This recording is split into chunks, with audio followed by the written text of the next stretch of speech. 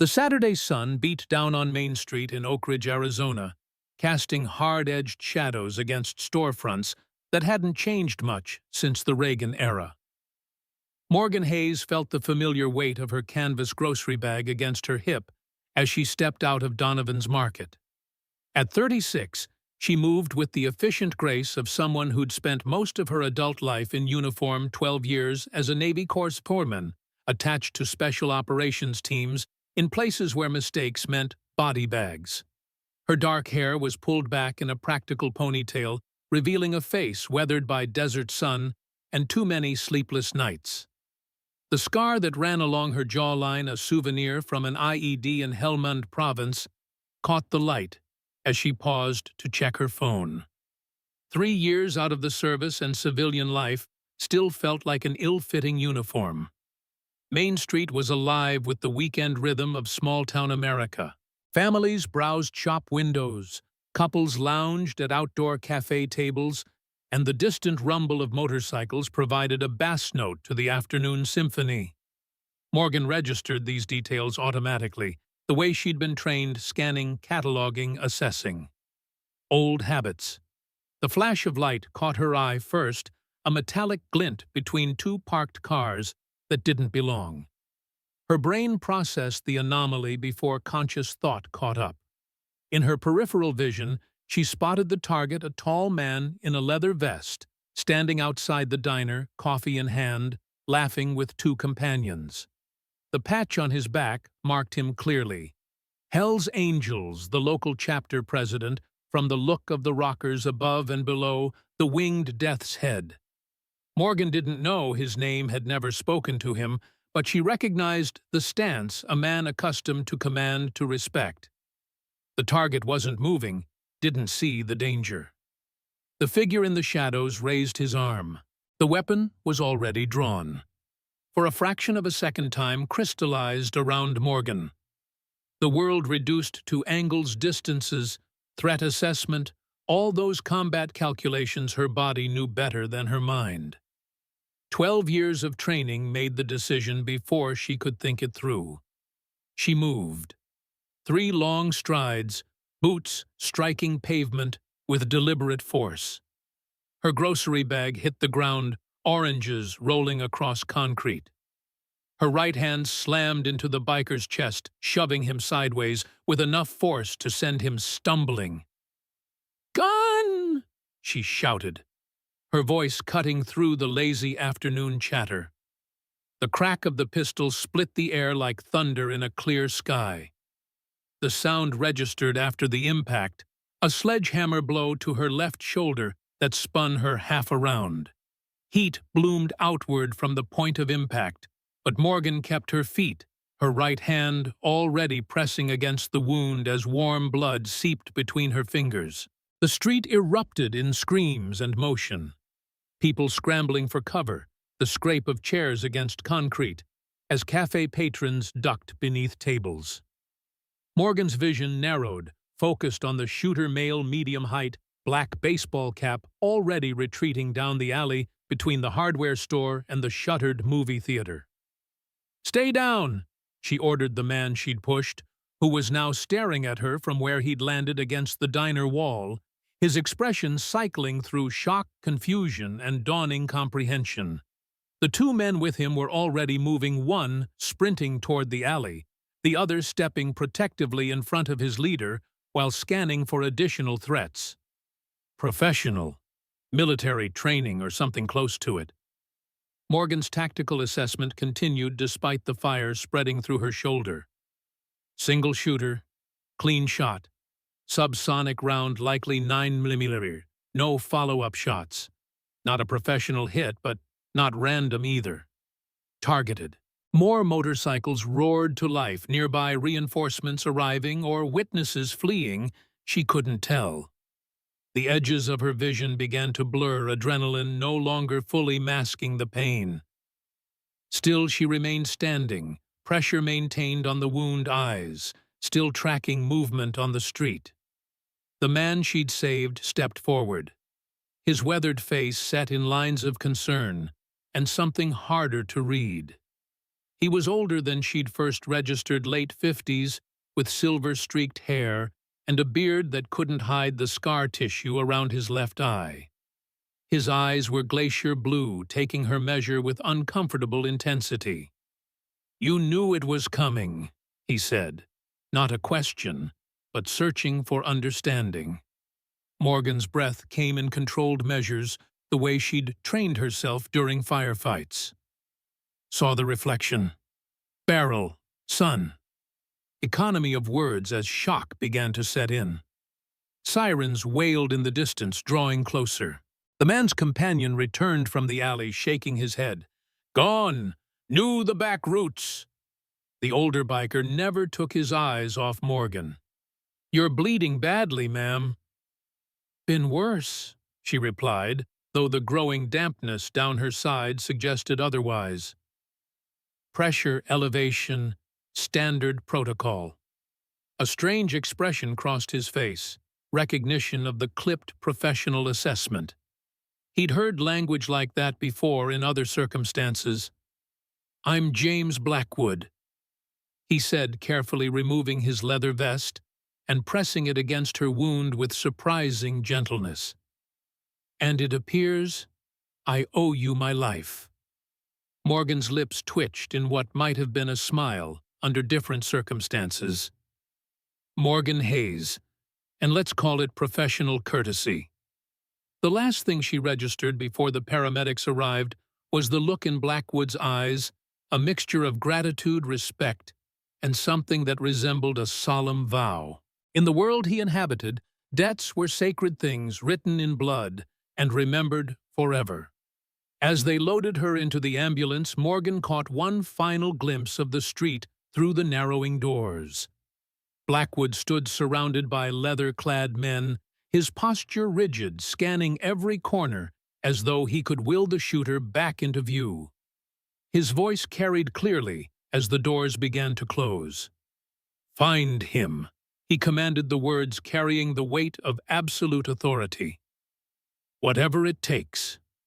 The fluorescent lights of Oak Ridge Memorial Hospital burned too bright against Morgan's retinas. She lay on the examination table, focusing on the ceiling tiles to manage the pain, while a nurse cleaned and assessed the wound. The bullet had gone clean through her shoulder, a messy wound, but nothing vital had been hit. Lucky, the doctor had said. Morgan knew better. Luck had nothing to do with survival. "We'll give you something for the pain." The doctor offered a prescription pad already in hand. Morgan's refusal was immediate. "No opioids. Nothing stronger than ibuprofen." The doctor, young, probably straight out of residency, frowned. "Ms. Hayes, this is a significant trauma. You're going to be in considerable pain." "I'm familiar with pain management," she replied, her voice flat. "And with opioid dependence after battlefield injuries, no narcotics." Understanding dawned in the doctor's eyes as he took a closer look at her chart. "Military, Navy, 12 years, FMF Corpsman." The doctor's demeanor shifted, subtly professional respect, replacing the mild condescension. "Fleet Marine Force. You've probably seen more trauma medicine than I have." Morgan didn't bother confirming.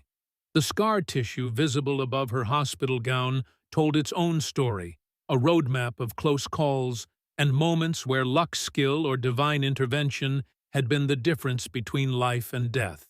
"I'll step up the ibuprofen and add prescription-strength acetaminophen," the doctor conceded, "and a referral to our pain management specialist who works with veterans.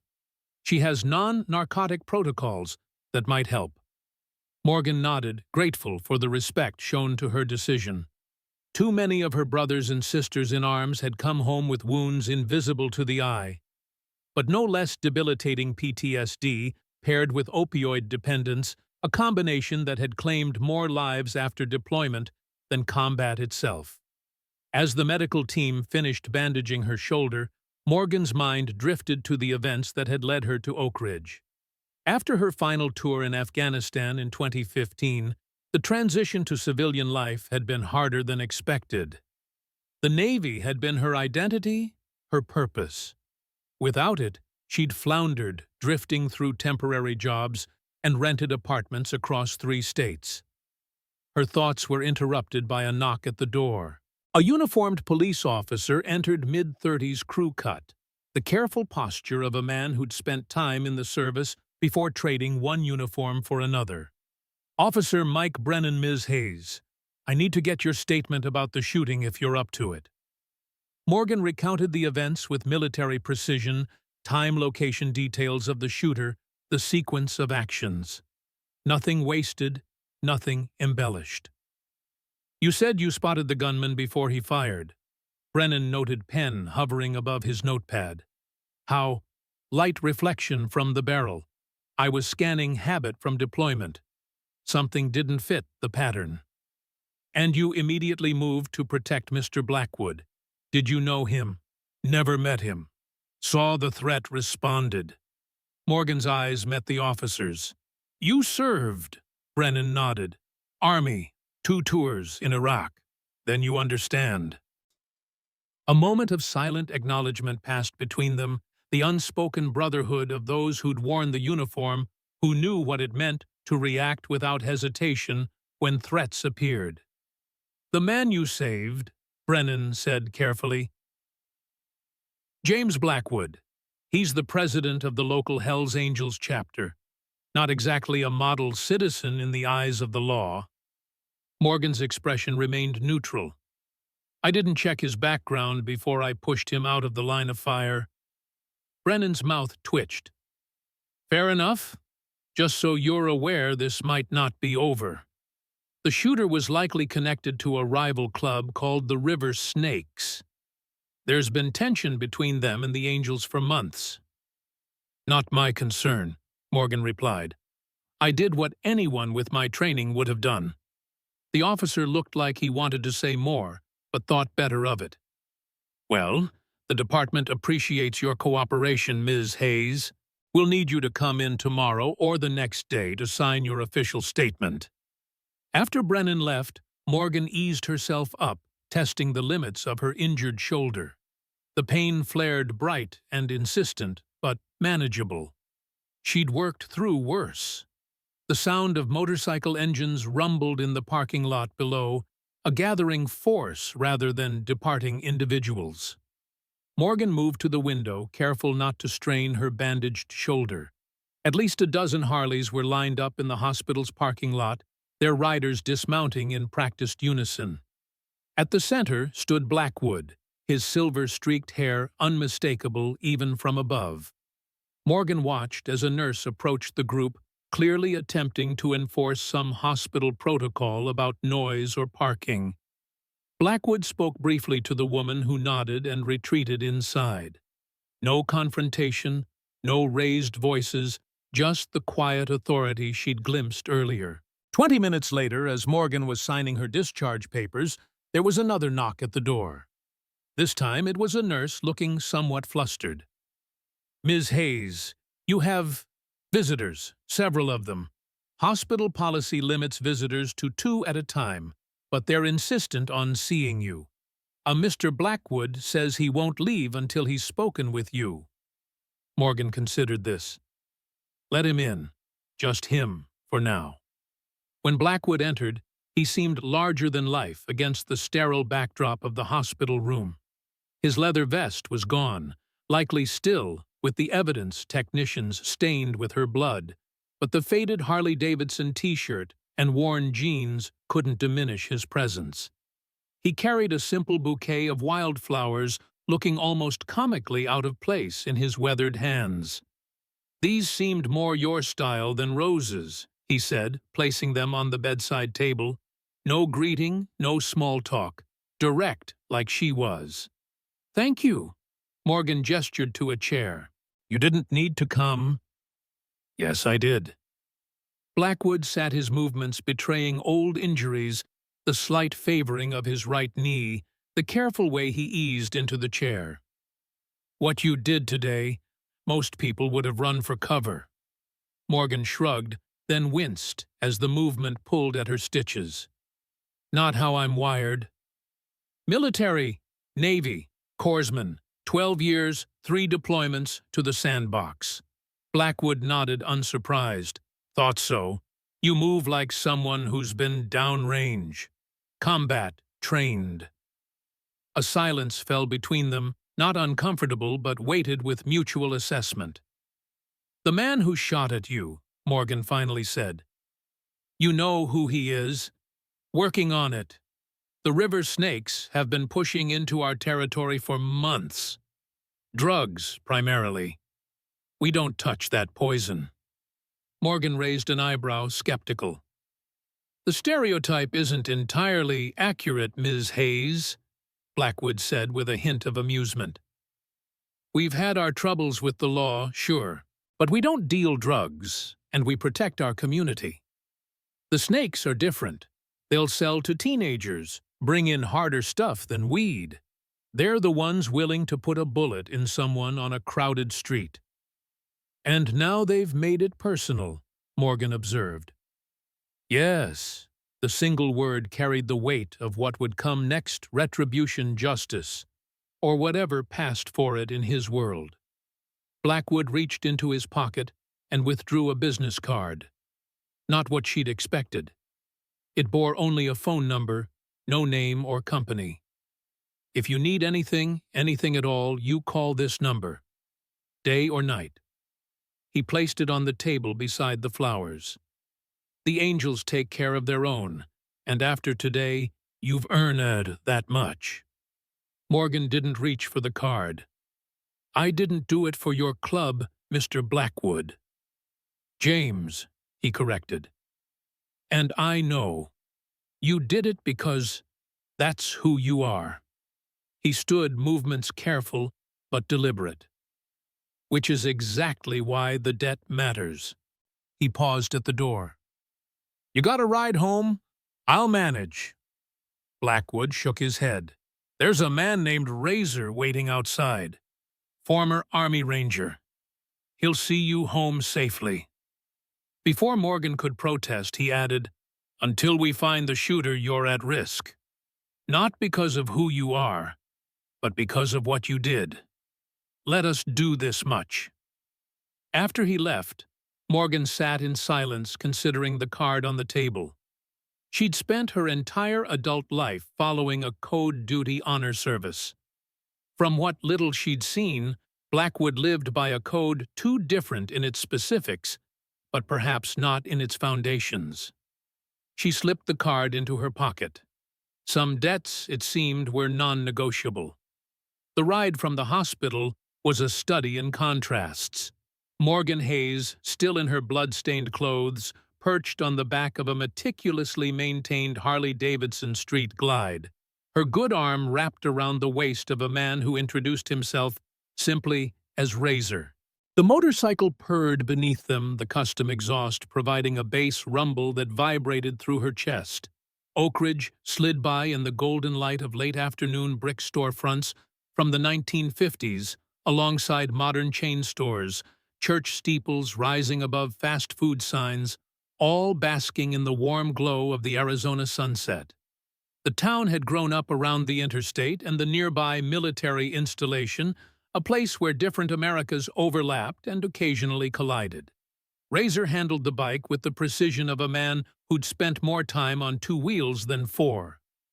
There was something familiar in his movements, in the way he scanned intersections and maintained awareness of the vehicles around them, the hypervigilance that veterans carried home from war zones. He didn't attempt conversation over the engine's roar, which suited Morgan fine.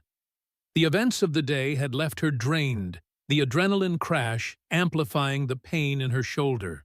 By the time they pulled up to her modest rental house on Sycamore Street, she was fighting to maintain her composure. "Need help getting inside?" Razor asked as he killed the engine. "I've got it," Morgan replied, easing herself off the bike with as much dignity as she could muster. "Thank you for the ride." Razor nodded, his expression hidden behind mirrored sunglasses. "Boss said to tell you he'll check in tomorrow, and to keep that number handy." After he rode away, Morgan stood for a moment in her small front yard, listening to the Harley's diminishing growl. The neighborhood was quiet, modest, single-story homes with carports instead of garages, yards that ranged from meticulously maintained to respectably functional. Her place fell into the latter category, neat but unadorned. Inside, she moved directly to the bathroom, shedding her blood-stained shirt with careful movements. The bandage was holding, but the area around it had turned an angry red. She swallowed the prescription-strength ibuprofen dry, then leaned against the sink, studying her reflection. The woman who stared back had changed since her first deployment in 2003. The fresh-faced 20-year-old who'd joined the Navy to escape a dying Rust Belt town was long gone, replaced by someone harder, more contained. Eyes that had seen too much, a mouth that smiled too rarely. The scars, visible and invisible, told the story that her service record only hinted at. Morgan moved to the living room where a workbench occupied one corner.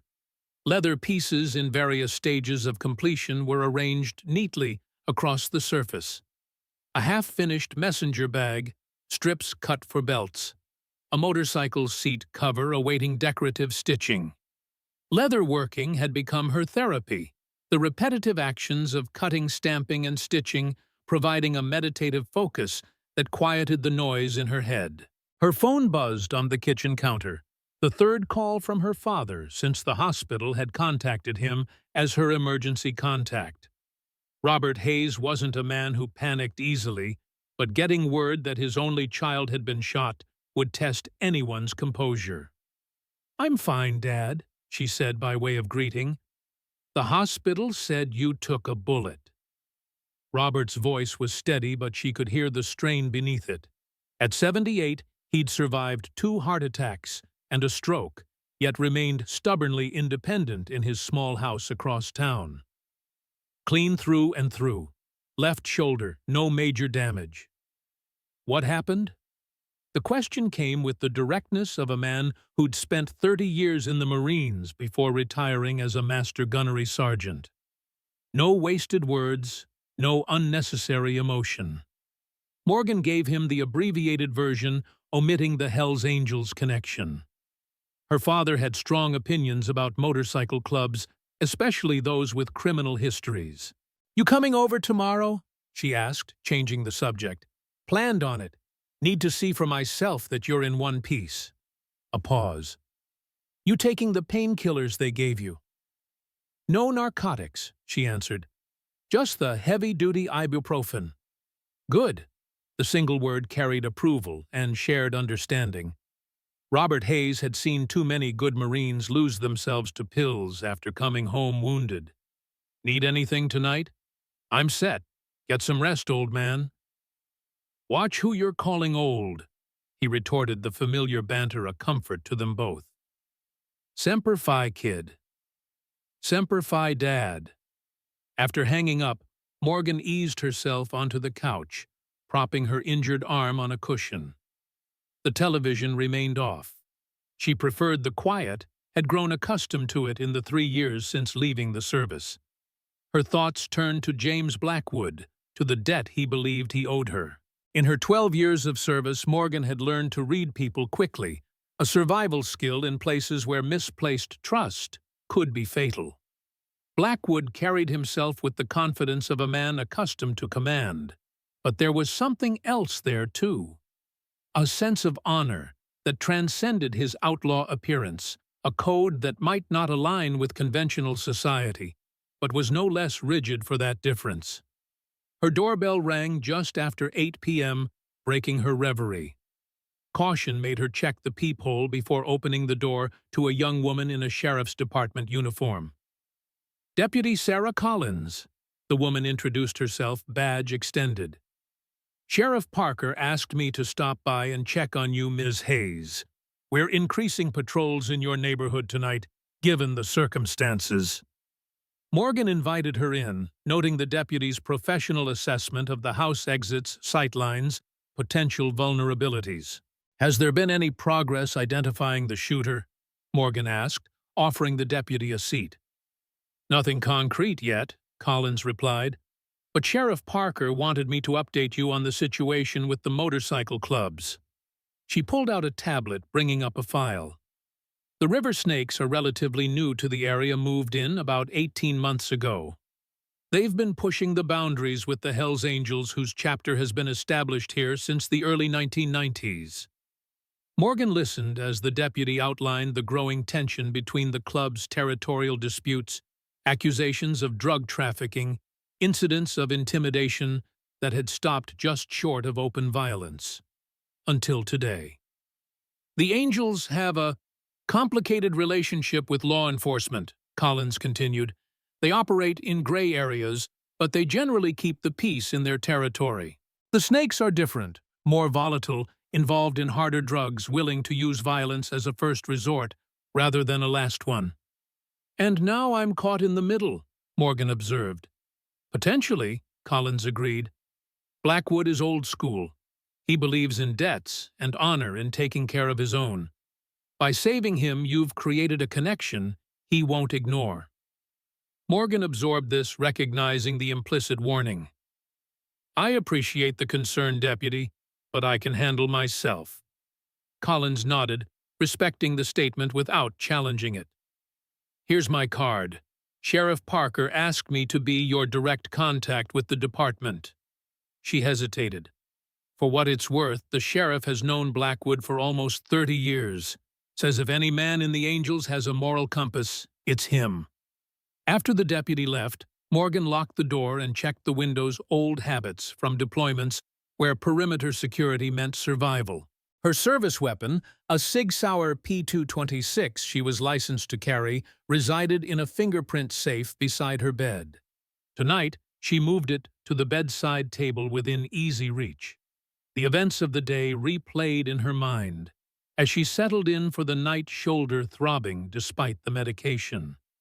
The flash of sunlight on metal, the split-second decision, the crack of the gunshot. All of it felt strangely familiar, as though she'd simply transplanted her combat reflexes from Kandahar to Main Street, Oak Ridge. What she couldn't reconcile was Blackwood's reaction, not the gratitude. That was natural enough. It was the recognition she'd seen in his eyes, as though he'd looked at her and seen something beyond a stranger who'd taken a bullet meant for him, like he knew her or someone like her. That night, for the first time in months, the dreams came back, fragmented memories of firefights and field surgeries, of holding pressure on wounds while calling for medevac, of telling young Marines they'd be okay when she wasn't sure it was true. She woke before dawn, sheets damp with sweat, the phantom scent of cordite and copper in her nostrils. Some debts couldn't be repaid, some wounds never fully healed, and some instincts once honed by war never truly went dormant. Sunday morning dawned with the clarity particular to the desert sharp-edged light that defined every surface it touched, shadows so deep they seemed solid. Morgan moved carefully through her morning routine, the simple tasks made complicated by her injured shoulder. Dressing took twice as long, coffee had to be made left-handed, and changing the bandage required contortions that pulled painfully at her stitches. By the time she'd settled at her small kitchen table, the local news was already running the story. A shooting on Main Street. A mysterious woman who'd saved the life of a known Hells Angels leader. Police seeking information on a suspect still at large. Her phone chimed with a text from an unknown number. Coming by at 11. Need to talk. JB. Morgan checked the time, 9:17 a.m. Almost 2 hours to prepare for whatever conversation Blackwood deemed important enough for a personal visit. She spent the time productively cleaning her already tidy house and setting up her workbench so she could continue a leather project one-handed. The familiar routine centered her, pushed back the lingering edges of last night's dreams. Blackwood arrived precisely at 11, the rumble of his Harley announcing his presence before the doorbell rang. When Morgan opened the door, she found him alone, his bike the only one parked at the curb. He'd traded yesterday's blood-stained T-shirt for a clean black Henley that didn't quite hide the edge of old tattoos at his collar, and the leather vest cut she now noticed bore patches that told a story for those who knew how to read them. "Ms. Hayes," he greeted her, removing his sunglasses to reveal eyes the color of winter sky. "How's the shoulder?" "Functional," she replied, stepping back to allow him entry. "Coffee?" "Please?" In her small kitchen, she poured him a mug with her good hand. Blackwood accepted it with a nod of thanks, taking in the simple, orderly space with quiet assessment. His gaze lingered on the workbench in the corner, the leather pieces arranged with military precision. "Nice work," he commented, nodding toward a half-finished shoulder holster. "Custom. Keeps my hands busy," Morgan answered. "Helps with the noise." Understanding flickered across Blackwood's weathered features. He knew about the noise, the static that filled a veteran's head in quiet moments, the memories that ambushed you when your guard dropped. "I came to bring you this," he said, reaching inside his cut to produce an envelope. "Medical bills can stack up fast. The club wants to cover whatever your insurance doesn't." Morgan made no move to take the envelope. "That's not necessary." "It is to us." Blackwood set the envelope on the counter, his expression making it clear the matter wasn't negotiable. "Second thing, we know who took the shot." This got her attention. "The police said they had no leads." "We have different sources," Blackwood replied with a slight shrug. "Guy's name is Tyler Grant. Former Army, did 2 tours in Iraq. Been riding with the River Snakes about 6 months. Morgan froze the name, striking a chord of recognition. Blackwood caught her reaction. "You know him." And it wasn't a question, but she answered anyway. "Not personally. I treated him once at a field hospital near Fallujah in 2005. Multiple shrapnel wounds from an IED. He was with the 10th Mountain Division." "Small world," Blackwood remarked, his tone carefully neutral. "He remembered you." Morgan considered this. "Doubtful. I was one of many corpsmen who treated casualties. He was in and out of consciousness most of the time." She paused. "But if he's targeting you, it's unlikely to be a coincidence that I was there." "Agreed," Blackwood said grimly. "Which means you're still in danger. The Snakes might decide you're a loose end, especially if Grant told them about your intervention." Morgan met his gaze directly. "I can handle myself, Mr. Blackwood." "James," he corrected again. "And I don't doubt your capabilities, Ms. Hayes. But there's a difference between a firefight with clear enemies and living in a town where threats might come from any direction." He had a point, though she was reluctant to acknowledge it. In combat, the parameters were defined. You knew who was on your side, who wasn't, and what the objectives were. Civilian life was messier. The lines blurred. "What are you proposing?" she asked. "Protection." Blackwood answered simply. "We have men who can keep an eye on your place, make sure Grant or his friends don't pay you an unwelcome visit." "I appreciate the offer, but I've had enough surveillance in my life," Morgan replied. "I'm not looking to trade my privacy for security." Blackwood studied her for a moment, then nodded. "Fair enough, but take this at least." He reached into his pocket and withdrew a small device that resembled a key fob. "Panic button. Signal goes directly to our clubhouse and to Razor's phone. Response time under 3 minutes, day or night." This seemed a reasonable compromise. Morgan accepted the device, tucking it into her jeans pocket. "Thank you." An unexpected knock at the door interrupted them. Morgan moved to answer it, hand instinctively checking for the weapon that wasn't at her hip. Old habits.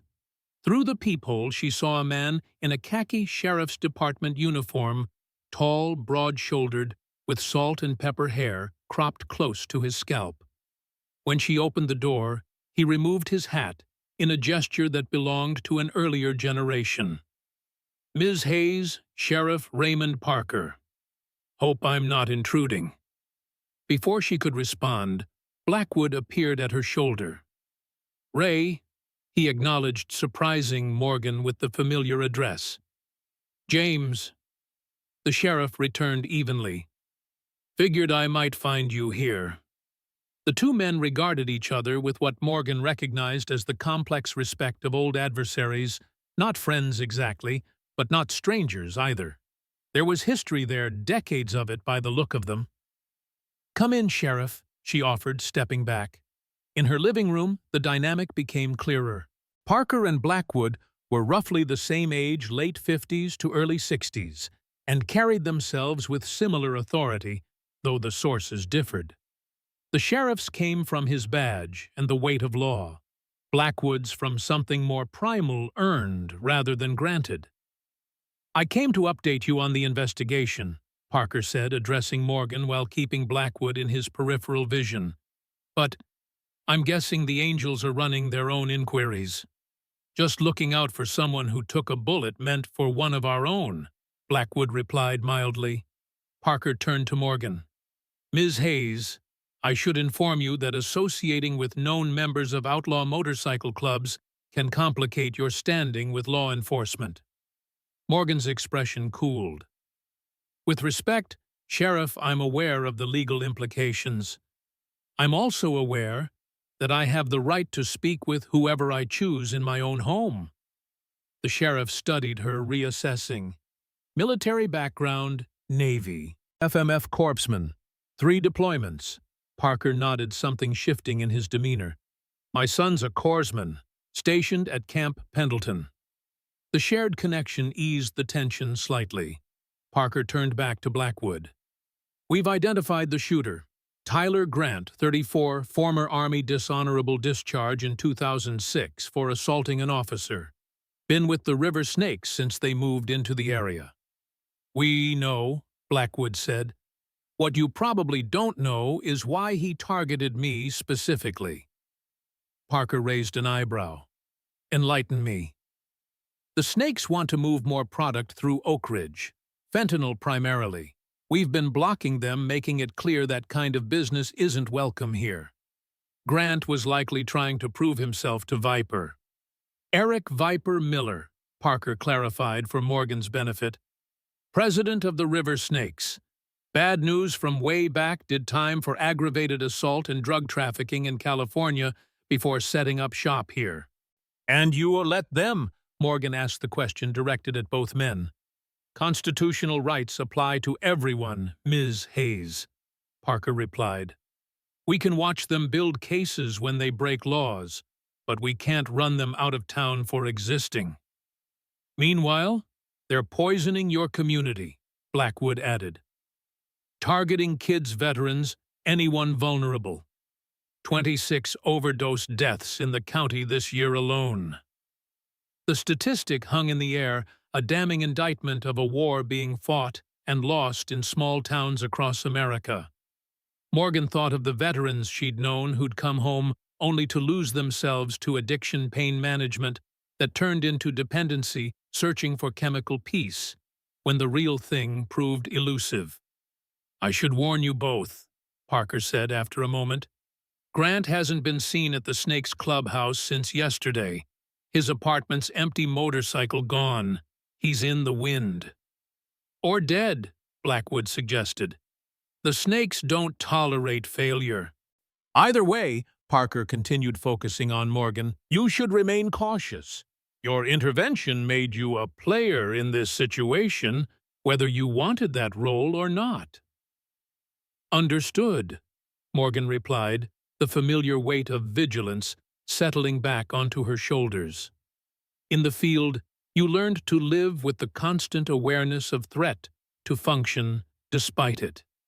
Some part of her had missed that clarity, the sharp focus that danger brought. After the sheriff left, Blackwood remained, his expression troubled. He's right, he said finally. You're involved now regardless of your intentions.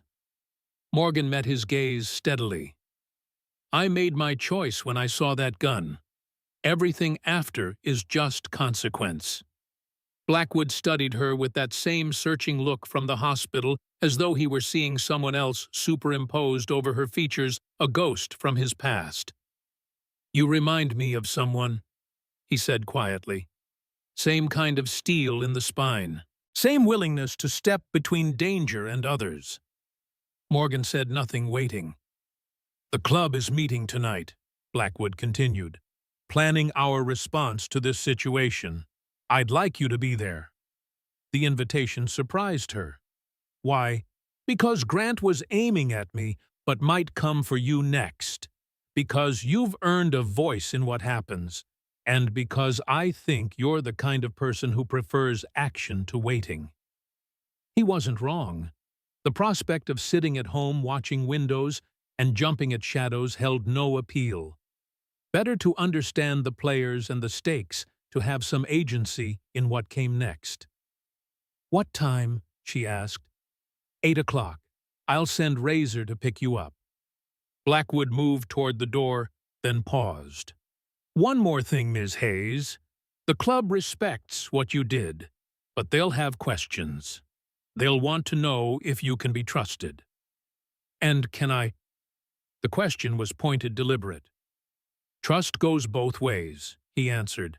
"I'm betting on you, because my instincts say you're solid. Don't make me regret that." After he left, Morgan stood in her quiet house considering the rapidly shifting landscape of her life. 24 hours ago, she'd been anonymous in this town, just another veteran trying to build a civilian life from the pieces left after service. Now she was connected to a shooting, to a motorcycle club, to a drug war she hadn't known was being fought in her community. The smart move would be to step back to let law enforcement handle the situation. But Morgan Hayes hadn't survived 3 deployments by making the safe choice. She'd lived by putting herself between danger and those who couldn't protect themselves. That instinct hadn't died when she'd taken off the uniform. She moved to her bedroom and opened the fingerprint safe beside her bed. The Sig Sauer P226 lay inside, cleaned and oiled, ready. Next to it was a smaller box containing her service medals, the Navy Cross Bronze Star and Purple Heart among them. Tangible reminders of a life defined by duty and sacrifice. Tonight, she would step back into a world where violence was currency and loyalty was everything. Not so different, perhaps, from the battlefields she'd left behind. The enemy had changed, the terrain had shifted, but the fundamental reality remained the same. There were those who preyed upon others and those who stood in their way. Morgan Hayes had always known which side she was on. The sun had begun its descent behind the western mountains when Razor arrived at Morgan's house. The shadows stretched long across her front yard, painting the world in amber and indigo. He pulled up on the same street glide from the day before, engine purring, with a deep mechanical certainty. Morgan was waiting, dressed in dark jeans, boots, and a black button-down shirt that hung loose enough to accommodate her bandaged shoulder. A leather jacket, one of her own creations, was draped over her good arm. "How's the wing?" Razor asked, as she approached, genuine concern in his weathered face. "Functional," Morgan replied, the same answer she'd given Blackwood earlier. "No complaints, no drama, the military way." She settled behind Razor with practiced ease, her injured arm tucked close to her body, the other wrapped securely around his waist. As they pulled away from the curb, Morgan felt the familiar rush that came with acceleration on 2 wheels. She'd owned a motorcycle during her service years, a stripped-down Honda CB750 she'd rebuilt herself between deployments. There was something about the exposure, the immediacy of the experience that spoke to her. No barriers between you and the world rushing past, nowhere to hide, nothing to do but commit fully to each moment. The Hells Angels clubhouse wasn't what she'd expected. Located on the outskirts of town, the compound occupied what had once been an auto repair garage. The main building was solid brick flanked by a large metal workshop and a gravel lot already filled with motorcycles, at least 50 by Morgan's quick count, with more arriving as they pulled in. Razor guided the bike to a spot near the entrance where Blackwood stood talking with two men whose cuts marked them as officers in the club. At their approach, he turned, nodding in greeting. "Ms. Hayes," he said, offering his hand to help her dismount. "Glad you could make it." "Morgan," she corrected, stepping off the bike without assistance. "If we're going to be in this together first, names seem appropriate." A slight smile tugged at Blackwood's mouth. "Morgan, then." He gestured to the men beside him. "This is Wrench, our sergeant-at-arms, and Doc, our treasurer." Wrench was a bull of a man, 6'4" and solid, with a shaved head and hands that looked like they could bend steel. Doc was his opposite, lean and wiry, with intelligent eyes behind wire-rimmed glasses that seemed incongruous with his leather cut. "Ma'am," Wrench acknowledged with unexpected formality. "Military background," Morgan guessed. "Pleasure," Doc added with a slight nod. "Blackwood says you're a corpsman. I was a medic with the 101st Airborne." The connection established, they moved inside. The clubhouse interior surprised Morgan again. Instead of the dark, smoke-filled den, she'd imagined the space was well lit and organized. A long wooden table dominated the center of the room, surrounded by mismatched chairs. The walls were covered with club memorabilia photographs, patches, and framed news clippings chronicling decades of Hell's Angels history. A worn American flag hung prominently at one end of the room, flanked by military service banners. Beneath them, a memorial wall displayed photographs of fallen members, many in uniform from various eras. Morgan recognized the silent tribute for what it was, a brotherhood remembering its own. The room was filling quickly with men in leather cuts, their patches telling stories of rank and road experience. Morgan noted the demographics with interest, primarily men in their 40s to 60s, with a few younger prospects moving among them serving drinks and showing deference to the older members. Not so different from the military hierarchy she'd known. A vintage Wurlitzer jukebox in the corner played Creedence Clearwater Revival, the familiar chords of Fortunate Son floating over the rumble of conversation. The scent of brewing coffee mingled with leather and motor oil, not unpleasant, just distinctly masculine and utilitarian. Blackwood led Morgan to the table, indicating a seat near the head. The symbolism wasn't lost on her. He was placing her in a position of respect within the club's structure, making a statement without words. "Coffee," he offered as the room continued to fill. "Black," she confirmed, settling into the chair with her back to the wall, another combat habit that never quite faded. As the final members filed in, Morgan counted nearly 30 men in the clubhouse itself. Through the open door, she could see dozens more in the lot outside their bikes, continuing to arrive in a steady stream. The energy in the room shifted, conversation dying down, as Blackwood moved to the head of the table. "Brothers," he began, his voice carrying easily through the space, "most of you know why we're here. Yesterday on Main Street in broad daylight, a river snake took a shot at me." A murmur of anger rippled through the assembly. "He missed," Blackwood continued, "because this woman," he gestured to Morgan, "saw it coming and put herself between me and the bullet. She took a round through the shoulder that was meant for my heart." All eyes turned to Morgan, assessing, measuring. "Morgan Hayes," Blackwood introduced her. 12 years as a Navy corpsman, 3 combat deployments. She doesn't know our world, and she has no dog in our fight with the snakes, but she acted without hesitation when she saw one of us in danger." He paused, letting that sink in. "For that, she's earned our respect and our protection." A man halfway down the table spoke up. "We know who pulled the trigger." "Tyler Grant," Blackwood confirmed. "Former Army dishonorable discharge. Been riding with the snakes about 6 months." Another voice from the back of the room. "He in the wind. Gone from his apartment. Bike missing. Sheriff's got nothing." Doc leaned forward, fingers steepled. Viper wouldn't let him run. Not after failing a hit like this. Either he's hiding him or he's already dead, Wrench finished bluntly. Viper cleans his own messes. The discussion continued, detailing the river snake's movements over recent months. Territory encroachment, drug distribution networks, recruitment efforts, targeting veterans and ex-cons. Morgan listened closely, building a mental map of the conflict.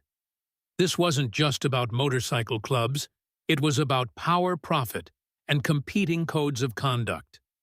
The Angels operated with a set of boundaries: no dealing to kids, no fentanyl, no random violence. The Snakes recognized no such limits. "We've confirmed they're bringing in product from the South," Blackwood was saying. "Fentanyl pressed to look like oxy, pure enough to kill with a quarter tablet. 26 deaths in the county already this year." Morgan watched the faces around the table harden at the number. These men weren't strangers to the toll of addiction. Many had likely lost brothers to it, both in the club and in uniform. "Tonight," Blackwood continued, "we send a message. 120 bikes, full colors, rolling through their territory. We show strength, unity, and purpose." He turned to Morgan. "I invited you here because what happens next concerns you, too. Grant failed his mission. That makes you and me loose ends." Morgan nodded, understanding perfectly. In combat, failed operations created vulnerability. Enemies sought to tie off loose threads, eliminate witnesses, cover tracks. "I appreciate the heads up," she said, "but I can handle myself." A few skeptical glances were exchanged around the table. Morgan felt, rather than saw them, the silent assessment of her capabilities based on gender and size, rather than experience. Blackwood seemed to sense it too. Ms. Hayes received the Navy Cross for actions during an ambush in Helmand Province. She treated 17 wounded Marines under fire, then picked up a rifle and held off insurgents until air support arrived. He paused. "I checked. Her record speaks for itself." The atmosphere in the room shifted subtly, respect replacing skepticism, recognition of a kindred spirit despite the different uniform. "What's your take on this, Morgan?" Blackwood asked, surprising her with the direct invitation to participate. "You've got combat experience and an outside perspective. What are we missing?" Morgan considered the question, carefully aware of the weight of 30 pairs of eyes on her. "In Afghanistan," she began, "we tracked insurgent networks by following resources and communication patterns. The Snakes need supply lines, distribution networks, and protection for both. Cut off any of those, and they're vulnerable." She leaned forward slightly. "But your show of force tonight, it's not just about them. It's about the community, isn't it? About showing Oak Ridge who really stands between them and the poison the Snakes are bringing in." Blackwood's expression confirmed her assessment. "The town needs to see who's really fighting for them," he agreed. "Not just for our sake, but so they know who to trust, who to call if the Snakes come knocking." A prospect entered the room, moving directly to Blackwood to whisper something in his ear. The club president's expression darkened. "Confirmation from our source inside the sheriff's department," he announced. "Tyler Grant was found 30 minutes ago. Beaten, shot twice, dumped behind the old Phillips factory on the south side." A grim silence settled over the room. "Dead?" someone asked. "Not yet. Critical condition at County General. Sheriff Parker's got deputies on the door." The implications hung heavy in the air. Grant hadn't fled. He'd been punished by his own club for failing his mission.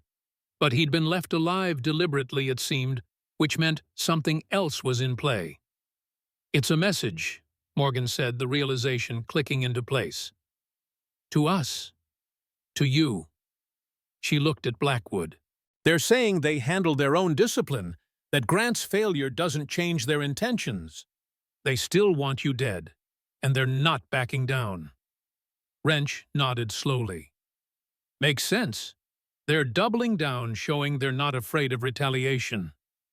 Then our response tonight matters even more, Blackwood concluded. We show strength, but discipline. No direct confrontation unless they force it. This isn't about starting a war, it's about making it clear we'll finish one if necessary. He rose from his seat, signaling the end of the discussion phase. Kickstands up in 30 minutes. Full colors formation riding communications check before we roll. Razor, you're riding point with me. Wrench, you've got rear guard. Doc, coordinate the medical supplies just in case. The room erupted into purposeful activity men, checking radios, adjusting gear, moving with the practiced efficiency of those accustomed to mobilizing quickly. Morgan found herself standing apart, observing the orchestrated chaos with professional appreciation. These men might not wear uniforms in the traditional sense, but they operated with military precision nonetheless. Blackwood approached her as the room emptied, members filing out to their bikes. "You don't have to come," he said quietly. "Razor can take you home, set up protection until this blows over." Morgan met his gaze steadily. "I've never been good at sitting on the sidelines, James." "Didn't think so," he replied with the ghost of a smile. "I've got a spare helmet that should fit. You'll ride with me." Outside, the staging area had transformed. 120 Harleys lined up in precise formation, 2 by 2 engines silent, for the moment riders standing at attention beside their machines. The discipline was impressive, a testament to Blackwood's leadership and the club's internal structure. As they emerged from the clubhouse, a path cleared for them through the assembled riders. Morgan felt the weight of their collective gaze, not hostile, but evaluating, measuring her worth against their code. She walked tall, despite the ache in her shoulder, letting them see the steel in her spine. Blackwood's bike stood at the head of the formation, a meticulously maintained Road King from the mid-90s, its black paint and chrome gleaming under the lot lights. The machine was a testament to American engineering and decades of careful maintenance, not a showpiece, but a working machine with battle scars and hard-earned patina.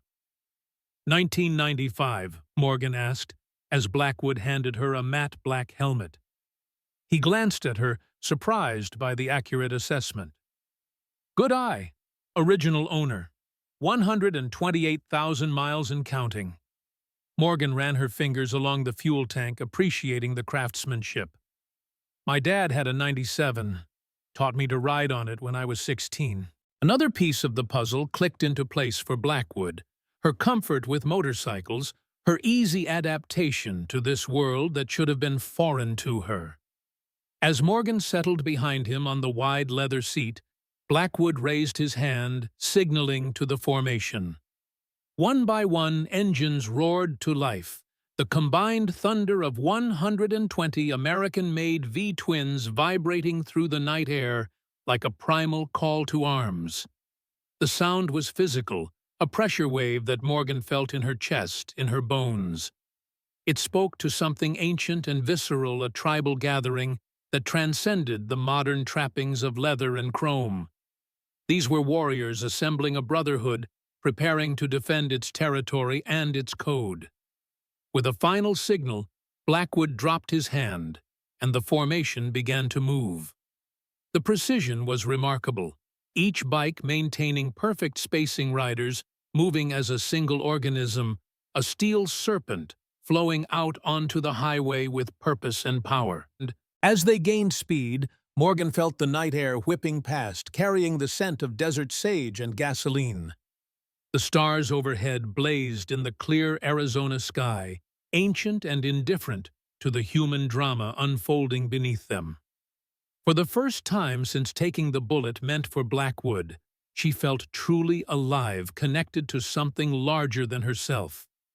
The formation thundered through Oak Ridge's quiet streets, drawing citizens to windows and porches, despite the late hour. They moved through the town center past the diner where the shooting had occurred and toward the southern district where the river snakes claimed territory. Morgan felt the change as they crossed the invisible boundary tension rippling through the formation riders, scanning rooftops and alleyways with increased vigilance. They were in hostile territory now, making a statement with every block they covered. The Snakes clubhouse came into view, a converted warehouse with motorcycles parked haphazardly outside. Unlike the disciplined formation of the Angels, the Snakes' bikes stood in disarray, mirroring the chaotic nature of their organization. Figures emerged from the building as the Angels approached, drawn by the unmistakable sound of 120 Harleys moving in formation. They stood watching, outnumbered and outflanked, as Blackwood led his brothers past their headquarters at a deliberate, unhurried pace. No words were exchanged, no gestures offered. None were needed. The message was in the numbers, the discipline, the unity of purpose. The Angels were showing exactly what the Snakes would face if they continued down their current path. As they completed their circuit of snake territory, Morgan caught sight of something unexpected. Residents of the neighborhood standing on porches and street corners, watching the procession with expressions that ranged from curiosity to relief. These weren't people who feared the Angels. These were citizens who recognized them as a counterbalance to the predatory presence of the Snakes. The formation turned north, heading back toward Angel territory. They had made their statement, displayed their strength, without a single word being spoken, or a single act of aggression committed. It was power projected through presence alone, the oldest and most effective form of deterrence. Morgan leaned forward slightly, speaking into Blackwood's ear over the rumble of engines. They were watching, not just the Snakes, the neighborhood. He nodded, understanding her meaning. This wasn't just about intimidating rivals, it was about reassuring a community, about showing the people of Oak Ridge who truly stood between them and the darkness that threatened to engulf their town.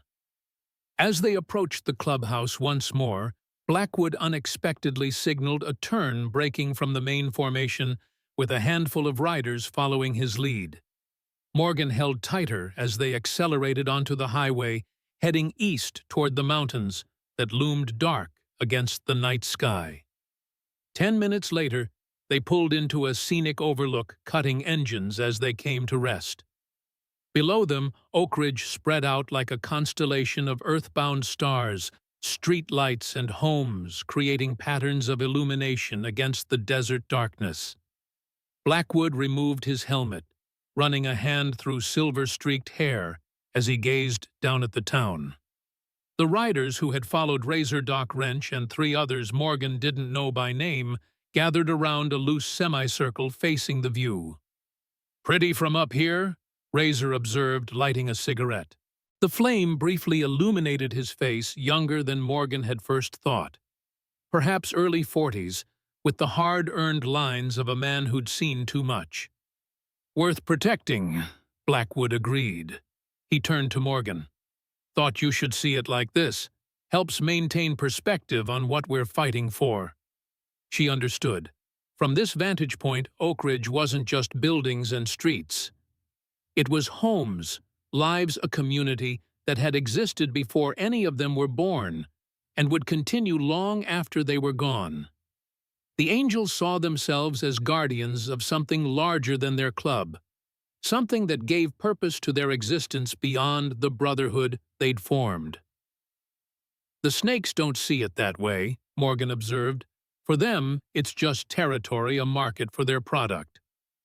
"That's the fundamental difference," Doc agreed, his voice carrying the measured cadence of an educated man.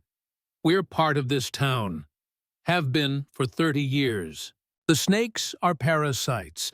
They take without giving back, destroy without creating." The philosophical distinction surprised Morgan, though it shouldn't have. These men weren't the one-dimensional outlaws portrayed in media. They were complex individuals bound by a code that while outside conventional society still contained its own form of honor and purpose. "What happens next?" she asked, directing the question to Blackwood, but including the others with her gaze. "We wait," he answered simply. "Ball's in their court now. They can back off, respect boundaries, or they can escalate. Either way, we'll be ready." The weight of what that readiness might entail hung in the cool night air. These men weren't strangers to violence, to the harsh realities of their chosen path. Neither was Morgan, though her battlefield had been different. In the end, conflict followed the same fundamental patterns, whether in the mountains of Afghanistan or the streets of an Arizona town. As they mounted up to return to the clubhouse, Morgan caught Blackwood studying her with that same searching look she'd noted before, as though he were seeing someone else in her features, measuring her against a memory he couldn't quite reconcile. "You remind me of someone," he said, finally echoing his earlier comment. "Someone I owe a debt to that can never be repaid." Morgan waited, sensing there was more to come. "Maybe that's why I was meant to meet you," Blackwood continued, his voice barely audible over the idle of their bikes. "Second chances are rare in this life. Opportunities to balance the scales, even rarer." Before she could respond, he kicked his bike into gear and pulled away, leaving her to wonder about the ghosts that haunted a man who seemed on the surface to fear nothing and regret less. Dawn painted the eastern sky in watercolor hues. When Morgan finally returned home, the night's events settling into her bones like old friends. Exhaustion pulled at her, but it was the familiar fatigue of purpose, rather than the hollow weariness that had characterized too many of her civilian days. Her injured shoulder throbbed in time with her heartbeat, a persistent reminder of how quickly life could change course. She moved through her morning routine on autopilot, coffee brewing, bandage changed, painkillers measured out with military precision. The house felt different somehow, as though her brief immersion in the angel's world had altered her perception of her own sanctuary. It seemed smaller now, more isolated, a fortress built against connections rather than for them. The knock at her door came as she was finishing her coffee. Through the peephole, she recognized the weathered face of her father, Robert Hayes, his expression set in the stoic mask he'd worn since her mother's death a decade earlier. "Heard you went for a ride last night," he said by way of greeting, stepping inside with the careful movements of a man whose body no longer obeyed his commands with the precision he demanded. At 78, Robert remained imposing, 6'2" of solid Marine, his posture military straight, despite the arthritis that gnawed at his spine.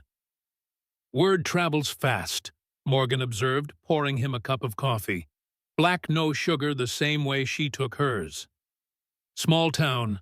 Robert settled into a kitchen chair, his pale blue eyes, so like her own, taking in her bandaged shoulder and the shadows beneath her eyes. "Sheriff Parker called me this morning. Seems concerned about the company you're keeping." Morgan leaned against the counter, weighing her response. Her father had strong opinions about motorcycle clubs, shaped by his years in law enforcement after retiring from the Marines. She'd never lied to him, didn't intend to start now. "The Angels are involved because their president was the target," she explained. "I'm involved because I stepped between him and a bullet. And last night's parade through town. Where does that fit in your involvement?" News traveled even faster than she'd thought. "Show of force against the river snakes. Letting them know the Angels won't be intimidated." Robert sipped his coffee, digesting this. "Parker says the shooter's in critical condition at County. Found beaten half to death behind the old Phillips factory." "The snakes punished him for failing," Morgan confirmed. "Left him alive as a message to Blackwood that they're not backing down." A flicker of respect crossed her father's face at her analysis. He'd taught her to think strategically, to see patterns in human conflict, to understand the language of violence that underpinned so many human interactions.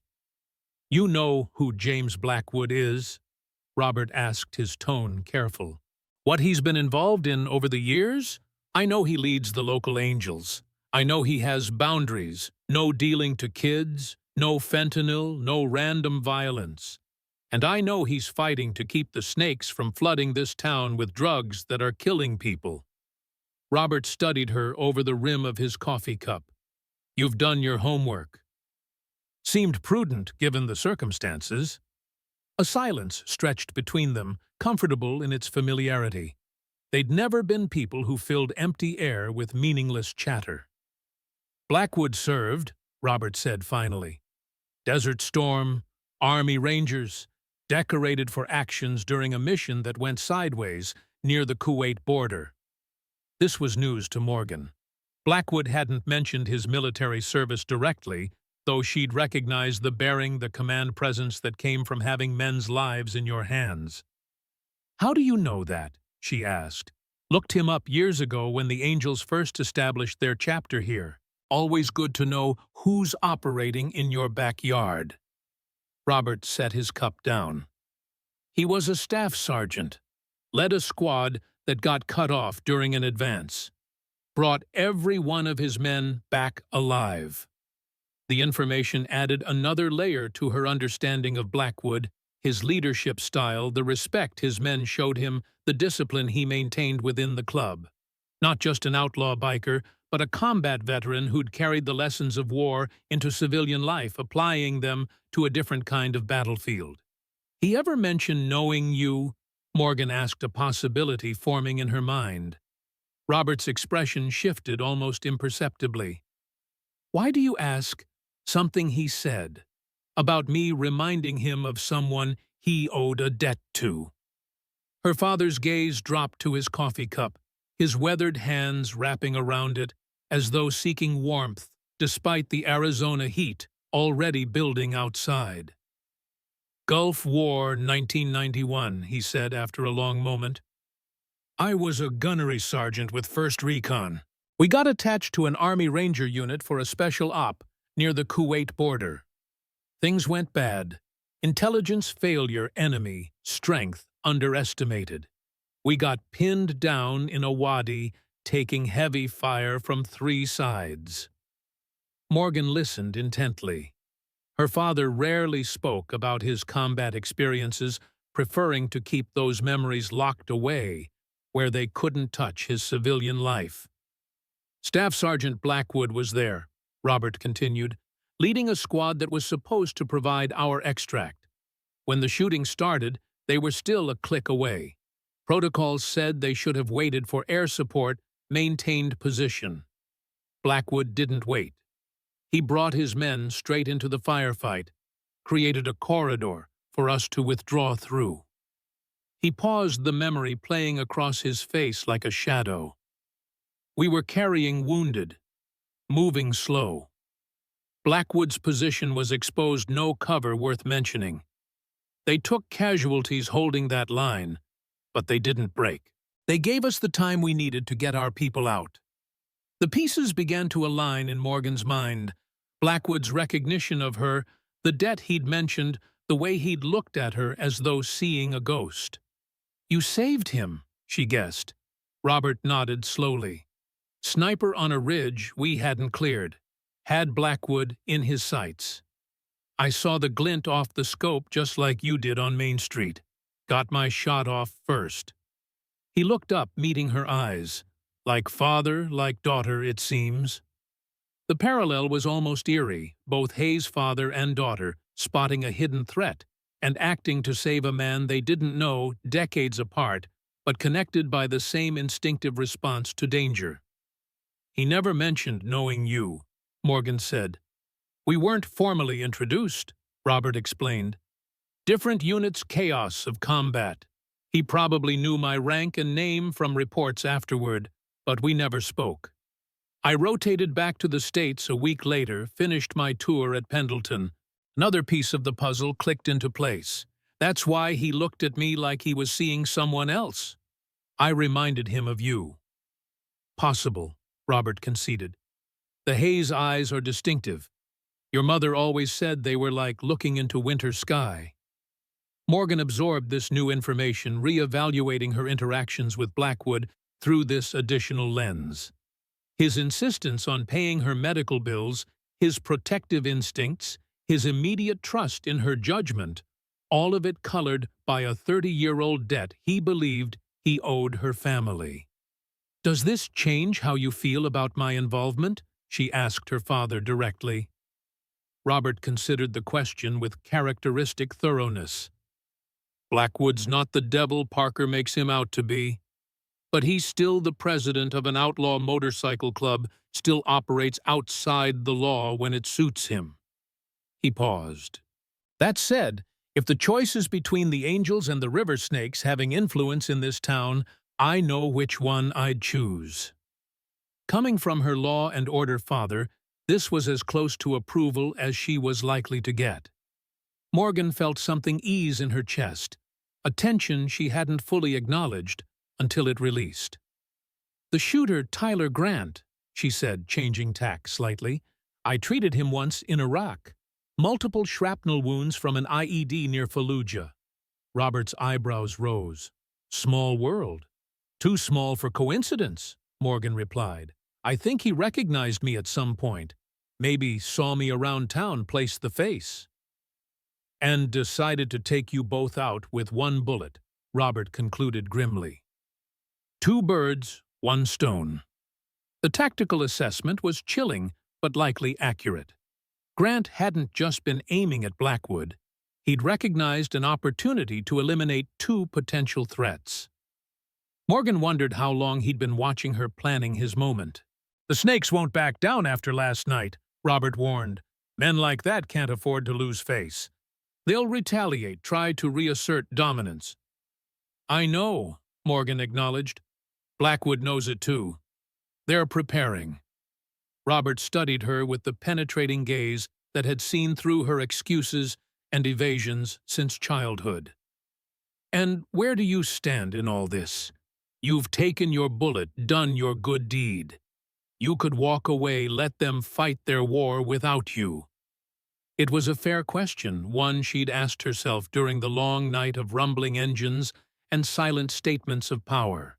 She could retreat to the safety of her quiet life, let the conflict play out without her involvement. The sensible choice, the safe choice. But that had never been her way. "I can't walk away," she said simply. "Not when I know what's at stake. Not when I know I can make a difference." Robert nodded, unsurprised by her answer. He'd raised her to face challenges head-on, to stand for what she believed in, regardless of personal cost. He might not approve of the company she was keeping, but he understood her decision. "Then you do what you have to do," he said, rising from his chair with the careful movements of a man whose body had endured more than its share of hardship. "Just remember, these aren't insurgents in Afghanistan. They're not bound by rules of engagement or military codes. The Snakes will fight dirty, because that's all they know." "So will the Angels," Morgan pointed out. "Yes," Robert agreed. "But Blackwood still carries his military training, whether he admits it or not. He has limits, lines he won't cross." He moved toward the door, then paused. "Men like Viper Miller don't recognize limits. Remember that when you're choosing sides." After her father left, Morgan stood in her kitchen, turning over the new information like a puzzle piece that changed the entire picture. Blackwood and her father connected by a moment of combat brotherhood 3 decades earlier. Herself and Grant linked by another battlefield an ocean away. The web of connections stretched across time and distance, creating a tapestry of cause and effect that had led to a bullet in her shoulder and a town on the brink of a drug war. Her phone chimed with an incoming text. "Meeting at the clubhouse, 2 p.m. Important developments. JB." Morgan checked the time, 11:37 a.m. Enough time to shower, change, and gather her thoughts before diving back into the Angels' world. She moved toward the bathroom, then stopped as another realization struck her. Blackwood knew who she was, or at least whose daughter she was. He'd recognized her haze eyes, the family resemblance, strong enough to connect her to a Marine he'd seen briefly during the chaos of combat 3 decades earlier. Yet, he hadn't mentioned, it hadn't used that connection to manipulate her involvement. Why keep that knowledge to himself? Was it respect for her autonomy, allowing her to make decisions without the weight of family obligation, or something more complicated, shame, perhaps, at owing a debt he couldn't repay, at being saved by a man whose daughter now stood in harm's way because of him? These questions followed Morgan into the shower, where hot water stung her wounded shoulder and failed to wash away the growing certainty that she was now irreversibly connected to whatever came next in the conflict between the angels and the snakes. Not just as a bystander who'd intervened, but as the daughter of a man to whom James Blackwood believed he owed his life. Some debts transcended time. Some obligations passed from one generation to the next. And some battles, it seemed, were fought across decades, with new soldiers taking up old causes in an endless cycle of honor, duty, and blood. The clubhouse parking lot was nearly empty when Morgan arrived at 2 p.m. sharp. Only a handful of motorcycles lined up where the previous night had seen over 100. She recognized Blackwood's Road King, among them its distinctive custom paint job catching the afternoon sun. Inside, the atmosphere was dramatically different from the previous night's gathering. Gone was the charged energy of men preparing for a show of force. In its place was something more focused, more deliberate, the quiet intensity of strategic planning rather than tactical execution. Blackwood sat at the head of the table, deep in conversation with Sheriff Raymond Parker. The sight of the law enforcement officer in the heart of the Angels' territory was jarring enough that Morgan paused in the doorway, reassessing the situation.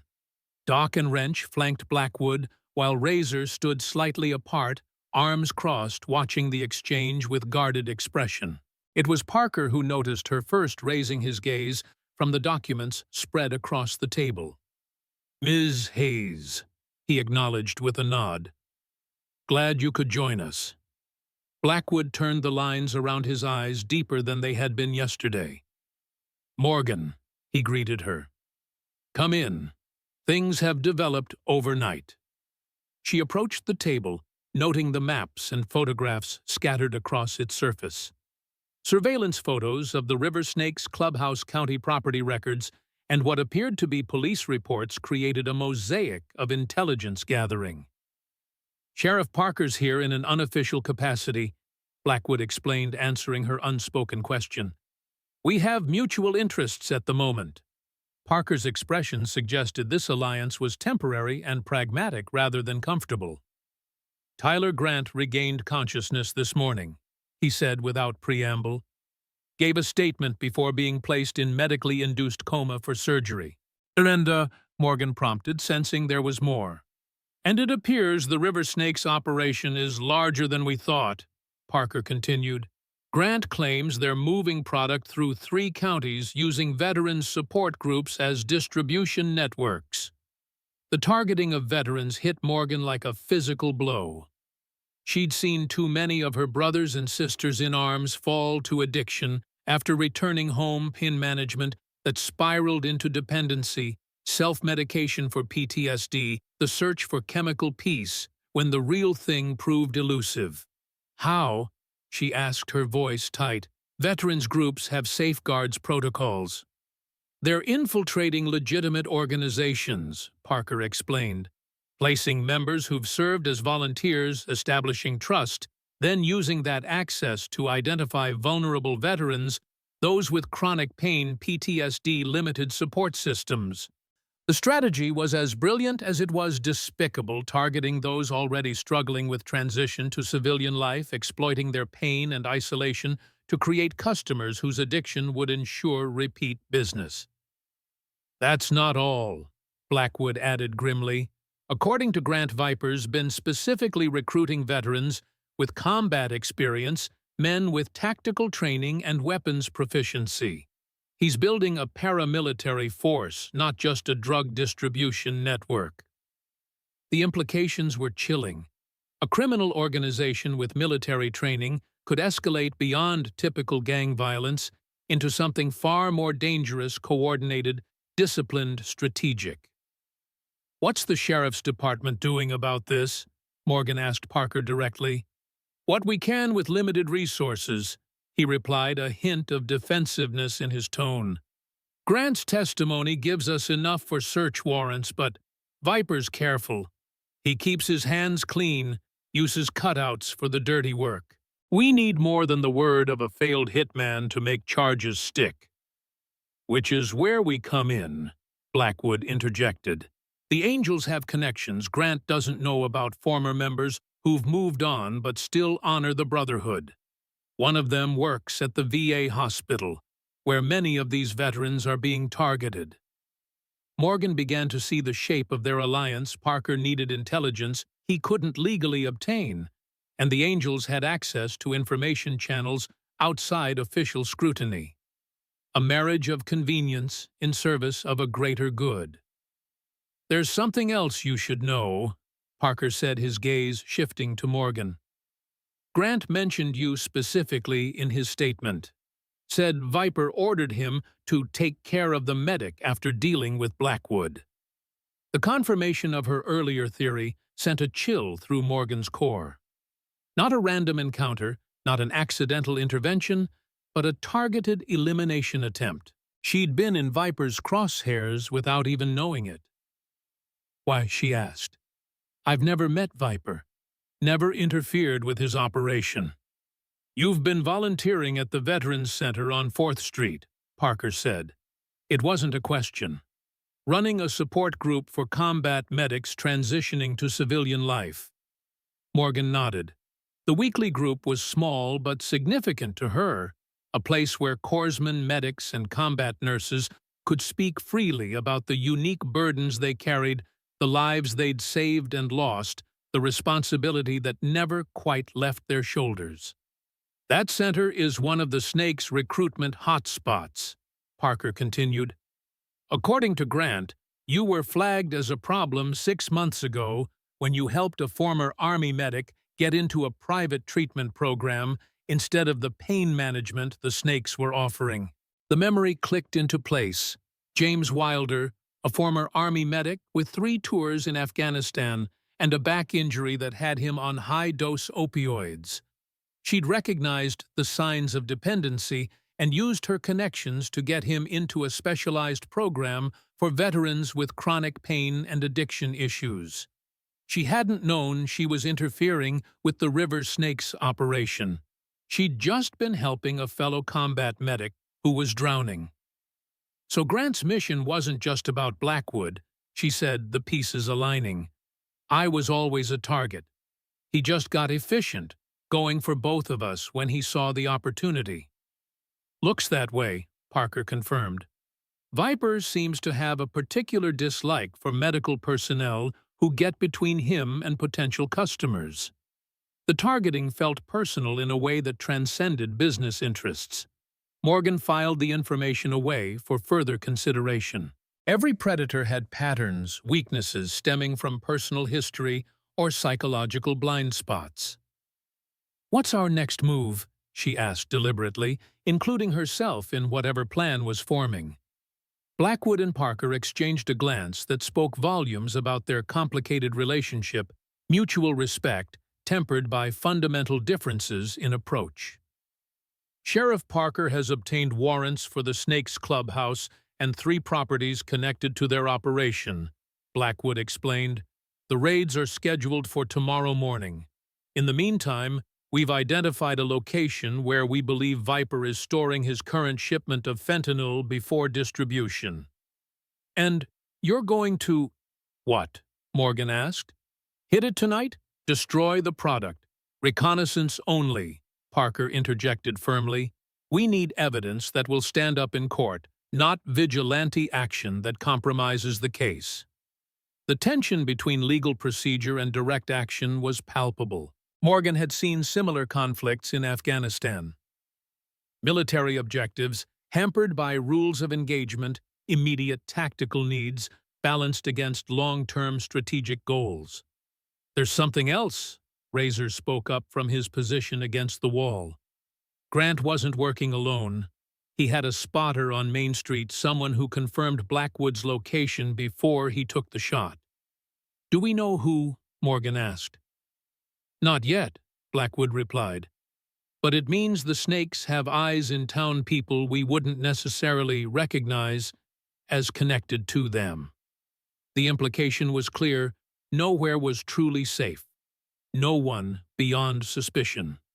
The snakes' infiltration of the community ran deeper than visible members in cuts and colors. "I need to show you something," Blackwood said to Morgan, rising from his chair. "Doc, continue briefing the sheriff on what our source at the VA provided. Razor, you're with us." He led Morgan through the clubhouse to a back room that had been converted into a communications center. Multiple monitors displayed security camera feeds, maps of Oak Ridge with locations marked in different colors, and what appeared to be a scheduling system for club members. "Our intel operation," Blackwood explained, "set up by a member who used to work signals intelligence for the Army. We monitor police bands, track snake movements, coordinate our own security." The sophistication of the setup surprised Morgan, though it shouldn't have. These men had applied their military training to civilian operations, creating systems that mirrored those they'd used in service. Blackwood sat at a keyboard, bringing up a series of photographs on the main screen. These were taken over the past 3 months at various veterans events in the county. "I want you to look at each one carefully. Tell me if you recognize anyone besides the obvious snakes." Morgan studied the images: barbecues, fundraisers, support group meetings, all with river snake members present in civilian clothes, some volunteering, others simply attending. Nothing overtly suspicious, just the slow infiltration of a vulnerable community. Then she saw him, a face that triggered immediate recognition, though it took her a moment to place it. "That man," she said, pointing to a figure in the background of a VA hospital fundraiser. "David Mercer. He works as a counselor at the Veterans Center, specializes in pain management and PTSD treatment." Blackwood and Razor exchanged a significant look. "You're sure?" Razor asked. "Positive. He's facilitated sessions for my support group, has access to medical records, treatment histories, medication lists." The implications dawned on her as she spoke. He'd know exactly which veterans were on pain medication, which ones were struggling most with transition. "Perfect position to identify targets," Blackwood observed grimly. "Patients who trusted him, who shared their vulnerabilities, their challenges. And he's been there for years," Morgan added, the betrayal settling like a stone in her stomach. "Before the snakes even moved into Oak Ridge." "Which suggests this isn't random expansion," Razor concluded. "Viper chose this town, specifically had infrastructure in place before they ever showed colors here." The level of planning was disturbing, a long-term strategy rather than opportunistic criminal activity. Viper Miller was playing a deeper game than territorial expansion or market development. He'd targeted Oak Ridge with purpose, laying groundwork long before his club's colors appeared on local streets. "There's more," Blackwood said, bringing up another set of images. "These were taken 2 weeks ago at a storage facility on the edge of town. That's Mercer again, meeting with this man." The second figure was tall, well-dressed in business casual attire that stood in stark contrast to the typical river snake's aesthetic. Nothing about him suggested connection to an outlaw motorcycle club, no visible tattoos, no leather hair neatly trimmed in a conservative style. "Who is he?" Morgan asked. "Charles Winters," Razor supplied. "Regional Director for Veteran Care Pharmaceuticals. They manufacture generic opioids including fentanyl for legitimate medical use. The pieces aligned with disturbing clarity. They're diverting prescription medication, Morgan said. Getting legitimate pharmaceuticals through Winters, then distributing through networks Mercer identifies. More efficient than manufacturing or smuggling, Blackwood confirmed. Lower risk, pharmaceutical-grade product steady supply chain. The operation was sophisticated far beyond typical motorcycle club criminality. This wasn't street-level drug dealing. It was organized diversion of prescription medications by people with insider access to both supply and vulnerable populations. "Does Parker know about this?" Morgan asked. "We showed him this morning," Blackwood replied. "He's added the storage facility to tomorrow's warrants, but Viper's not stupid. He'll have moved anything incriminating by now. These photos are 2 weeks old." The frustration was evident in his voice, knowing the players but lacking the evidence to stop them watching as they poisoned a community he'd sworn to protect in his own way. "What about Mercer?" Morgan pressed. "If we can prove his connection to Winters and the Snakes, that's conspiracy at minimum." "Nothing concrete yet," Razor said. "No direct evidence of him handling product or money. Just meetings that could be explained away as professional consultation." The barriers of legal procedure versus moral certainty were familiar territory for Morgan. In combat, the rules of engagement sometimes protected the guilty while endangering the innocent. Civilian law enforcement operated under similar constraints, due process protecting rights, but sometimes impeding justice. "So what's the play?" she asked, cutting to the heart of the matter. Blackwood's expression hardened. "Tonight, we document. Get photographic evidence of Mercer Winters and any snakes at the storage facility. Build a case Parker can take to a judge for expanded warrants." It was the responsible approach, the lawful path. But Morgan sensed something beneath Blackwood's measured words, a contingency plan he wasn't voicing in her presence. "And if that doesn't work," she pressed, "if they cover their tracks too well, or the evidence isn't strong enough." Blackwood met her gaze directly. "Then we do what we've always done. Protect our territory by whatever means necessary." The implicit threat wasn't directed at her, but Morgan felt its weight nonetheless. Blackwood was walking a fine line between cooperation with law enforcement and the more direct methods his club had employed in the past. His respect for Parker and perhaps his military background pushed him toward legal channels, but his responsibility to his community and his club left other options on the table. "I want to help," Morgan said simply. "Not just with surveillance, with whatever comes next." Razor looked skeptical. "Your shoulder is functional," she cut him off. "And I know these people Mercer, the veterans they're targeting. I can identify connections you might miss, spot inconsistencies in their operation." Blackwood considered her for a long moment, that same searching look he'd given her before. This time, though, she understood it better. He was seeing her father in her features, measuring her against the Marine who'd saved his life decades earlier. "Razor, give us a minute," he said finally. After Razor left, Blackwood leaned against the edge of the desk, arms crossed. "I know who you are, Morgan," he said quietly. "Not just a Navy corpsman who took a bullet for me. Robert Hayes's daughter." So he had recognized the connection. "How long have you known?" "Since the hospital. Those Hayes eyes, seen them before looking down a rifle barrel in Kuwait. Your father saved my life. Took out a sniper I never saw coming." He paused. "Seems the family talent for spotting hidden threats passed to the next generation." Morgan absorbed this confirmation. "Why didn't you say anything?" "Wanted you to make your own choices, not feel obligated because of something that happened before you were old enough to remember." Blackwood's gaze was direct, unflinching. Your father's debt and mine, that's between us. Doesn't have to involve you.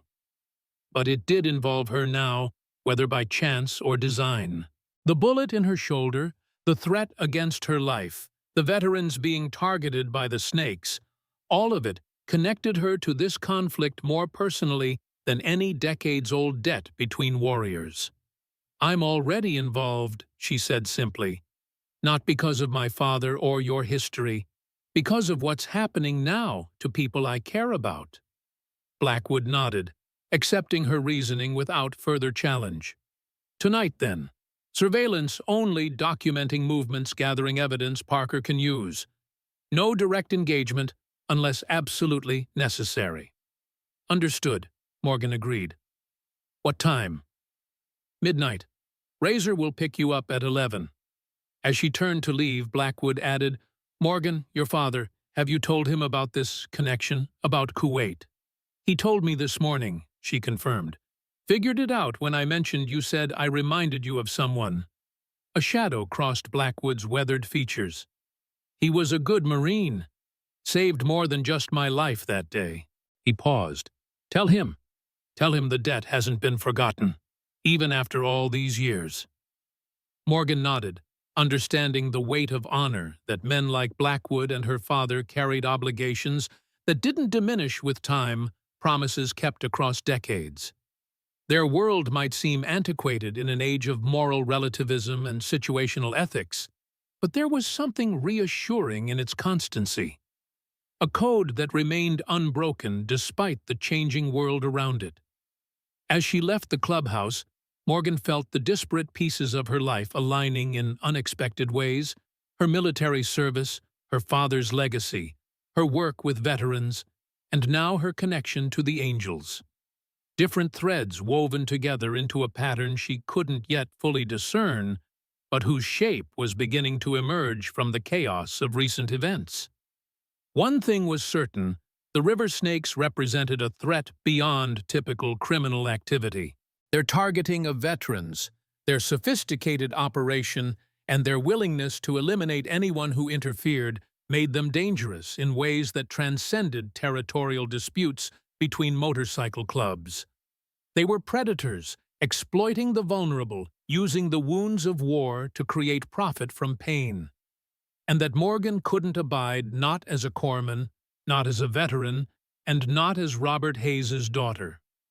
The night wrapped around Oak Ridge like a burial shroud, moonlight casting silver-blue shadows across empty streets and darkened buildings. Just past 11, the rumble of a motorcycle broke the silence on Sycamore Street as Razor pulled up to Morgan's house. She was waiting, dressed in dark clothes, her injured shoulder still bandaged, but movement returning as healing progressed. The pain remained a constant companion she'd learned to accommodate, rather than indulge. "Ready?"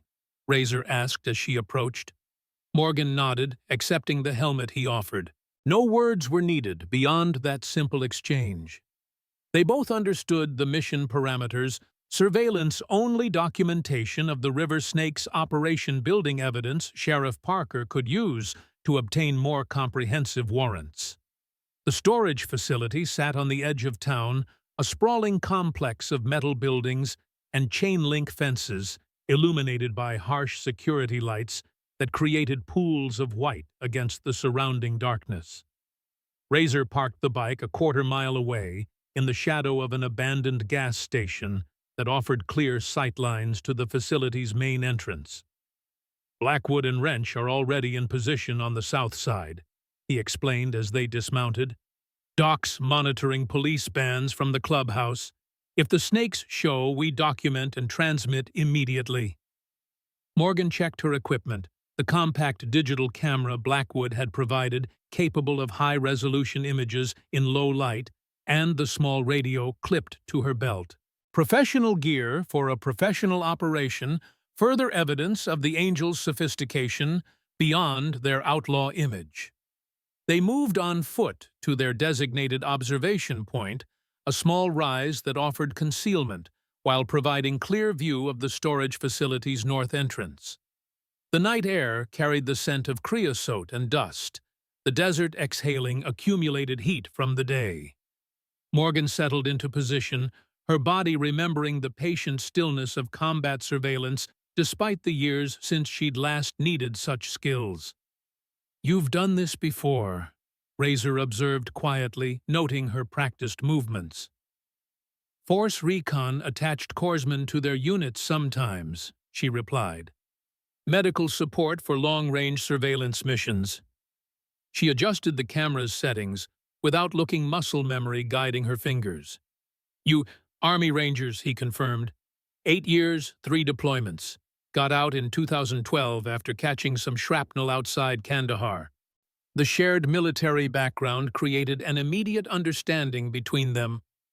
Unspoken protocols, common experiences, mutual respect for acquired skills. They fell into natural roles. Razor maintaining perimeter awareness, while Morgan focused on documenting activity at the facility. For nearly an hour, nothing moved except security guards making their rounds, flashlights sweeping across empty pavement in predictable patterns. Then, at 12:38 a.m. according to Morgan's watch, a dark SUV with tinted windows approached the main gate headlights, cutting through the darkness like surgeon's blades. "Movement," Morgan murmured into her radio. "Black Escalade, north entrance." Blackwood's voice came back immediately. "Copy. We've got a second vehicle approaching from the south. White panel van, no markings." The SUV stopped at the security gate where a guard emerged from the booth. A brief exchange, a flash of identification, and the gate swung open with mechanical precision. The van followed a minute later, both vehicles converging on a row of larger storage units near the center of the facility. "Camera up," Razor instructed, his voice low but urgent. Morgan raised the camera, zooming in on the figures emerging from both vehicles. From the SUV came 3 men, 2 wearing River Snakes colors flanking a third in business casual attire she recognized as Charles Winters, the pharmaceutical executive. The van yielded 2 more individuals, one clearly David Mercer, the VA counselor, and a heavy-set man whose bearing screamed authority despite his casual clothing. "That's Viper," Razor confirmed, following her gaze to the large man. "Eric Miller himself." Morgan captured image after image as the group converged at one of the storage units. Mercer produced keys unlocking the roll-up door with practiced efficiency. Inside, illuminated by the vehicle's headlights, she glimpsed stacked boxes bearing pharmaceutical logos, evidence of the diversion operation they'd suspected. "They're moving product," she whispered, the camera's shutter clicking rhythmically. "Looks like full distribution setup." Through the camera's zoom lens, Morgan observed the interaction between the men, the deference shown to Viper, the business-like exchange between Winters and Mercer, the efficient loading of boxes into the van. This wasn't a street-corner drug deal. It was corporate, in its precision a well-oiled machine designed to move pharmaceutical-grade opioids from legitimate supply chains into the hands of vulnerable veterans. "Sending images now," Razor murmured, connecting Morgan's camera to a small device that transmitted the photos directly to the Angel's communication center. As the group finished loading the van, Viper stepped aside with Winters, their conversation animated though too distant to overhear. The pharmaceutical executive appeared defensive, hands raised in placating gestures while Viper's body language grew increasingly aggressive. "Trouble in paradise," Morgan observed, capturing the exchange in a series of rapid shots. Suddenly, Viper's hand shot out, grabbing Winters by the throat and shoving him against the storage unit door. The violence was swift, practiced the movement of a man accustomed to physical intimidation. Morgan's finger pressed the shutter, continuously documenting evidence of assault to add to the drug charges. "Blackwood's going to want to move," Razor said tensely. "This is exactly what Parker needs, clear evidence of Viper assaulting Winters while surrounded by diverted pharmaceuticals." Morgan kept the camera trained on the scene, watching as Mercer intervened, placing a hand on Viper's arm in a calming gesture. The River Snake's president released Winters, who slumped against the metal door hand at his throat, face contorted in fear and anger. "We need to transmit all of this," she agreed. "But there's something else happening." The dynamic had shifted subtly. Mercer now stood slightly apart from the group, checking his phone with increasing agitation. He showed the screen to Viper, whose reaction was immediate and explosive. The snake leader rounded on Winters, gesturing wildly, his posture radiating rage. "Something's wrong," Razor murmured. "They know." Morgan felt a chill that had nothing to do with the desert night air. "We've been compromised." As if confirming her assessment, the group below suddenly dispersed, moving with urgent purpose. Viper grabbed Winters by the collar, dragging him toward the SUV while barking orders to his men. Mercer rushed to secure the storage unit, slamming the roll-up door and padlocking it with frantic haste. "All units pull back," Blackwood's voice came through the radio. "Operation compromised. Rendezvous at fallback position Alpha." Morgan and Razor began their withdrawal, moving with the quiet efficiency of trained operators. They'd nearly reached their motorcycle when headlights swept across the abandoned gas station, illuminating their position with brutal clarity. "Down!" Razor hissed, pulling Morgan behind a crumbling concrete barrier as a vehicle accelerated toward them, engine roaring in the night silence. The SUV skidded to a stop 30 yards away, doors flying open as dark figures emerged, the metallic click of weapons being readied, carrying clearly through the still air. Morgan recognized Viper among them, his massive frame unmistakable even in the poor light. "We know you're there." Viper's voice boomed across the distance. "Come out now and maybe you walk away from this." Razor drew a handgun from beneath his cut, checking the magazine with practiced movements. "Back door," he whispered to Morgan. "Through the station into the wash behind. I'll cover." Morgan shook her head. "Together," she insisted. "They'll flank the building as soon as we move." The standoff stretched for several heartbeats, options diminishing with each passing second. Then, breaking the tension, came the distinctive rumble of approaching motorcycles, multiple engines growing louder, headlights appearing on the access road beyond the gas station. "Cavalry's here," Razor murmured, relief evident in his voice. 4 bikes roared into view, led by Blackwood's Road King, the riders moving in tight formation. They circled the SUV, creating a barrier between Viper's men and Morgan's position engines, growling like predators establishing territory. Blackwood dismounted, facing Viper across 20 yards of cracked pavement. Neither man reached for a weapon, though the air between them crackled with potential violence. This is private property, Miller," Blackwood called his voice, carrying the unmistakable authority of command. "You're trespassing." Viper's laugh held no humor. "Funny coming from you, James. Spying on my business, taking pictures of a private transaction. That sounds like criminal behavior to me." "No laws against photographing criminal activity," Blackwood countered. "Those pills you're moving, they don't belong to you. They belong in pharmacies prescribed to patients who need them." "Free market economy," Viper shot back. "Supply and demand. I'm just an entrepreneur meeting a need. By killing veterans with fentanyl." The disgust in Blackwood's voice was palpable. "By targeting men and women who served their country, who came home broken, looking for help." Morgan watched the exchange from cover, struck by the fundamental difference between these two men. Both were leaders of outlaw organizations, both operated outside conventional law, but the moral gulf between them yawned wide and unbridgeable. Blackwood's code, however unorthodox, included boundaries, principles, lines he wouldn't cross.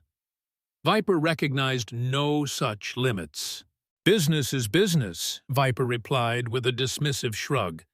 Not my fault if some can't handle their medicine. The callous response sent a surge of cold fury through Morgan's veins. 26 deaths in the county this year alone. Sons and daughters, husbands and wives, veterans who'd survived war only to fall victim to predators like Viper Miller on the home front they'd fought to protect. Her hand tightened on the camera, the evidence it contained suddenly feeling inadequate compared to the enormity of Viper's crimes. Legal process seemed too slow, too uncertain, when measured against the lives already lost, and those still at risk. As though reading her thoughts, Blackwood's voice cut through the night air with steel resolve. "It ends tonight, Miller. We've got everything you, Winters, Mercer, the drugs, all documented. Sheriff Parker's getting it all in real time." Viper's composure cracked slightly, his gaze shifting to the darkness around them as though expecting law enforcement to materialize at any moment. "You're working with cops now, Blackwood. How the mighty have fallen." "I'm working with whoever it takes to keep poison off my streets," Blackwood retorted. "To keep you from killing more veterans who survived wars just to die in alleys from your product." The tension ratcheted higher, Viper's men shifting restlessly, hands hovering near concealed weapons. Morgan sensed the moment balancing on a knife edge. One wrong move, one hot-headed action, and the night would erupt in violence that wouldn't end with those currently present. Then, cutting through the standoff like a scalpel, came the distant wail of police sirens, faint at first, but growing steadily louder. "That's your cue to disappear, Miller," Blackwood said evenly. "Unless you want to explain to Sheriff Parker what you're doing here with a pharmaceutical executive at midnight." Viper's face contorted with rage and calculation. The sirens grew closer, decision time compressing to seconds rather than minutes. With a curt gesture to his men, he backed toward the SUV. "This isn't over, Blackwood," he snarled. "Not by a long shot." "For once we agree," Blackwood replied, his voice low and certain. "This is just beginning." The SUV's engine roared to life, tires spinning on loose gravel as it executed a hasty three-point turn and accelerated away from the abandoned gas station. As it disappeared into the darkness, Blackwood signaled to Morgan and Razor. "Time to move," he called. "Parker's coming in hot, and we need to be elsewhere when he arrives." They emerged from cover, Morgan still clutching the camera with its precious evidence. Razor's bike stood where they'd left it untouched in the chaos of the confrontation. "You got what we needed?" Blackwood asked as they approached. Morgan nodded, handing him the camera. "Everything. Viper, Winters, Mercer, the drugs. Plus assault when Viper attacked Winters. Should be enough for Parker to get warrants for all of them." "Good work." Blackwood's approval was genuine, but distracted his focus, already shifting to their extraction. "Razor, take Morgan back to the clubhouse. We'll regroup there, debrief before Parker comes looking for us." As they prepared to leave, Morgan glanced back at the storage facility, now illuminated by approaching police lights. The pieces of the operation were falling into place. Evidence secured, law enforcement engaged, the River Snakes operation exposed. Yet something felt unfinished, a loose thread pulling at the edges of her awareness. "Viper gave up too easily," she said suddenly, the realization crystallizing. "He had numbers on his side before we showed up, had the drop on us. Why back off so quickly when the sirens started?" Blackwood's expression darkened. "Because he knew Parker was coming. Which means he has someone inside the department," Morgan finished. "Someone who warned him about the surveillance, about Parker's involvement." The implications were chilling. The River Snakes' influence extending beyond their visible membership into law enforcement itself. No wonder they'd operated with such impunity, expanding their territory without significant interference. "We need to move now," Blackwood ordered, his tone brooking no argument. "If Viper's got cops on his payroll, this just got a lot more complicated." As Morgan climbed onto Razor's bike, the night's events rearranged themselves in her mind, forming new patterns of connection and causality. What had seemed a straightforward drug operation now revealed layers of corruption and infiltration that threatened the foundations of Oak Ridge itself. The stakes had risen dramatically, transforming a territorial dispute between motorcycle clubs into something that challenged the very institutions meant to protect the community. The road ahead stretched dark and uncertain, but one thing was clear: there would be no walking away, no return to the quiet isolation of her previous existence. Morgan Hayes was committed now to seeing this through, to protecting the veterans being targeted, to honoring the code she shared with men like her father and James Blackwood. A code that demanded action when innocents were threatened, regardless of personal cost or conventional boundaries.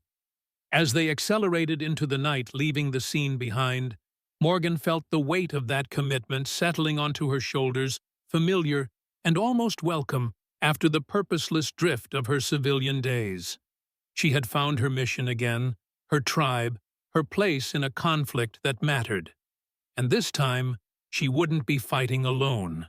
Dawn broke over the Angels clubhouse in shades of amber and gold, painting the weathered brick in warm light that belied the tension within. Morgan sat at the long wooden table, a cup of coffee cooling before her, listening as Blackwood debriefed the night's events with his inner circle. The evidence they'd gathered, photographs of Viper Winters and Mercer with the diverted pharmaceuticals, had been transmitted to Sheriff Parker before their confrontation at the gas station. Now they awaited his response, uncertain how deeply the River Snake's corruption had penetrated the department. "Parker's solid," Blackwood was saying, certainty in his voice despite the circumstances. "Whatever's happening in his department, he's not part of it." "Doesn't change the fact that someone tipped Viper," Wrench countered. "They knew we were watching, knew Parker was involved." "Could be anyone," Doc suggested. "Dispatcher deputy support staff. Doesn't have to be a badge." The discussion continued, mapping possible leaks' vulnerabilities in their operation contingencies for what might come next. Morgan listened with the focused attention of a combat veteran assessing threats and options with clinical detachment, despite her personal involvement. Her phone vibrated on the table, a text from her father. "Need to talk. Important. My place." She excused herself, stepping outside to call him directly. Robert Hayes answered on the first ring, his voice tight with urgency. "Don't talk, just listen," he said without preamble. "Parker's at my house. Needs to meet with you and Blackwood off the record. His department's compromised." "Understood," Morgan replied. "We'll be there in 20. She returned to the clubhouse, pulling Blackwood aside to relay the message. His expression hardened as he absorbed the implications. "Parker wouldn't come to your father's house without good reason," he observed. "This is worse than we thought." And they departed immediately, Blackwood on his road, King Morgan riding behind Razor, the rest of the Angels maintaining position at the clubhouse in case of reprisal from the Snakes. The morning streets were beginning to stir with early commuters, the ordinary rhythms of Oak Ridge continuing despite the shadow war being waged beneath its surface. Robert Hayes's modest ranch house sat on a quiet street lined with mature cottonwoods, their leaves whispering in the morning breeze. A nondescript sedan was parked in the driveway, Parker's unmarked unit, positioned to be visible from the road, but unidentifiable as law enforcement to casual observation. Morgan's father met them at the door, his weathered face set in the stoic expression she'd known all her life. He nodded to Blackwood with the respect of one warrior acknowledging another personal history momentarily set aside in service of present crisis. "Sheriff's in the kitchen," he said simply, leading them through the neat, sparsely furnished house that reflected his military precision and solitary lifestyle. Raymond Parker sat at the kitchen table, still in uniform, but looking distinctly unofficial. His hat placed beside him, shirt collar unbuttoned, the weight of his office temporarily shed in this private meeting. He rose as they entered, extending his hand first to Morgan, then to Blackwood. "Appreciate you coming," he said, the formality of his tone at odds with the urgency in his eyes. "What I'm about to share doesn't leave this room. Official channels are compromised." They settled around the table, Robert Hayes taking position by the window, where he could observe the street-old habits reasserting themselves in times of tension. "The evidence you transmitted last night," Parker began without preamble. "It disappeared from our secure server within an hour of receipt. Backup files corrupted, physical copies missing from the evidence room." Blackwood's expression darkened. "Inside job." "Has to be," Parker confirmed grimly. "Someone with admin access to our systems and physical access to secure areas. Narrows the field, but not enough to point fingers without proof." "What about the warrants?" Morgan asked. "For the Snakes Clubhouse, the storage facility, Judge Monroe signed them based on my verbal briefing," Parker replied. "But when the paperwork was processed, the addresses were wrong, led our teams to empty buildings on the wrong side of town." His jaw tightened with suppressed fury. "By the time we realized the error, the Snakes had cleared everything out. Storage unit, empty, clubhouse, scrubbed clean." The level of infiltration was staggering, not just a single corrupt officer, but systematic compromise of department operations, evidence handling, and legal processes. The River Snake's reach extended far deeper into Oak Ridge's institutions than any of them had suspected. "Viper's been planning this for years," Blackwood said, voicing the conclusion they'd all reached. "Placing people in positions of influence, building his infrastructure before ever showing colors here."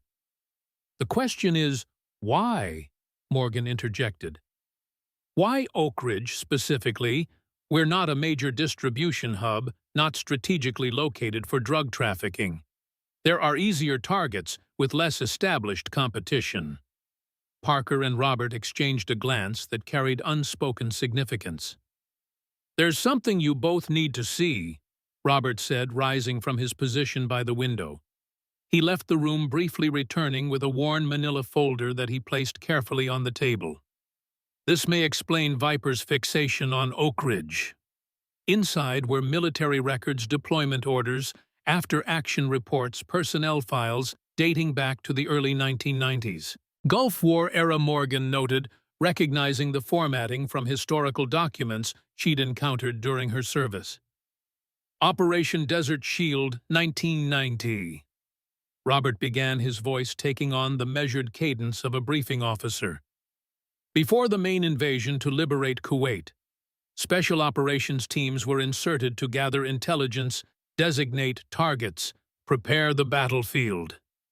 He extracted a black-and-white photograph showing a group of soldiers in desert camouflage, faces young, but eyes already carrying the weight of combat experience.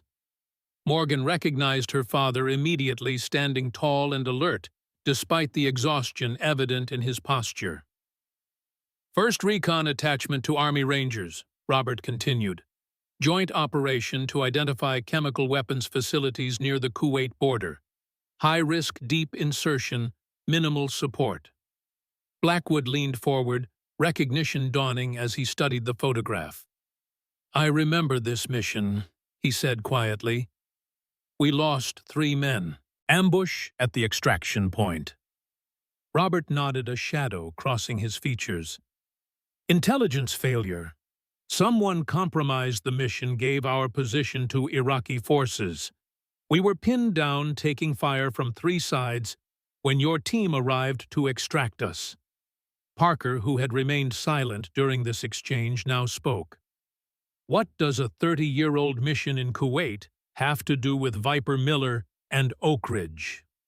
Robert extracted another photograph from the folder, a military ID image of a much younger, clean-cut man whose features nonetheless carried the unmistakable stamp of the River Snake's president. Staff Sergeant Eric Miller, he said. Army intelligence attached to our operation as liaison with Central Command. Responsible for coordinating our extraction, maintaining secure communications. Understanding dawned on Morgan's face. He was the leak, she said, the pieces aligning with terrible clarity. He sold out the mission. We could never prove it, Robert confirmed grimly. But the evidence was there for those who knew where to look. Inconsistencies in his reports, convenient equipment, failures, the precision of the enemy's response to our movements. Miller was selling information to the Iraqis, Parker asked, disbelief coloring his tone. To whoever would pay. Blackwood corrected the memories visibly resurfacing as he spoke. There were rumors, black market dealings, stolen equipment, intelligence sold to private contractors. Nothing concrete enough for charges, but the smoke was there. Robert nodded. After the war, investigations were started, then quietly discontinued. Politics, oil interests, diplomatic considerations, the usual reasons for burying uncomfortable truths. And Miller walked away clean, Morgan concluded, the full picture emerging with sickening clarity. Honorable discharge decorations, his record intact. Not entirely clean, Blackwood countered, his voice hardening. Some of us knew, kept track of him over the years. He bounced between private military contractors, security firms, always one step ahead of his reputation. Until he disappeared off the grid entirely about 10 years ago. And reappeared as Viper, Parker said, completing the connection. President of an outlaw motorcycle club, dealing drugs instead of intelligence. Robert turned to the last page in the folder, a list of names with locations noted beside them. These are the surviving members of that Kuwait operation, both recon and rangers. 15 men total. His finger traced down the list, stopping at a particular entry. 12 of them have settled in Oak Ridge County over the past 20 years, including myself and Blackwood. The implication was unmistakable, not coincidence, but calculation. Viper hadn't chosen Oak Ridge randomly for his operation. He'd selected it specifically because it contained witnesses to his past betrayal. Men who might recognize him despite the years and physical changes, men who carried knowledge that could destroy the new identity he'd built. He came here to bury his past, Morgan said, the realization settling like cold stone in her stomach. By burying the men who knew it, and using veterans as his primary targets for drug distribution. Blackwood added disgust, evident in his tone. Killing the very people he once served alongside. Poetic justice in his twisted mind. Parker leaned back in his chair, absorbing the connections between a 30-year-old betrayal in the desert and the current crisis in his jurisdiction. This changes things, he said finally. This isn't just about drugs anymore. It's personal for Miller Viper. He won't back down, won't be reasoned with. He never intended to coexist with the Angels, Morgan observed. The territorial disputes, the escalating provocations, they were just pretexts. His real target was always the veterans who settled here, especially those who served with him in Kuwait. The weight of this revelation settled over the room, the understanding that they faced not just a criminal organization, but a man systematically erasing his past through the elimination of those who remembered it. The shooting on Main Street took on new significance, not random violence or territorial posturing, but a calculated attempt to remove Blackwood, one of the few who could connect Eric Miller to Viper. What's our next move? Blackwood asked, his question directed primarily at Parker, but including them all by extension. The sheriff considered for a long moment, the oath of his office balanced against the corruption within his department. Officially, my hands are tied, he said finally. Without evidence that will stand up in court, Without knowing who in my department is compromised, I can't move against Viper directly. And, unofficially, Robert prompted the question hanging in the air between them. Parker met his gaze steadily. Unofficially, I need time to clean house, to identify the leak's secure evidence that can't be compromised, build a case that will stick regardless of interference. Time we don't have, Blackwood pointed out. Viper knows we're on to him now. He'll accelerate his plans, eliminate loose ends, including everyone in this room. The Stark assessment wasn't fear-mongering, but tactical reality. Viper Miller had spent years building his operation, infiltrating institutions, establishing his power base.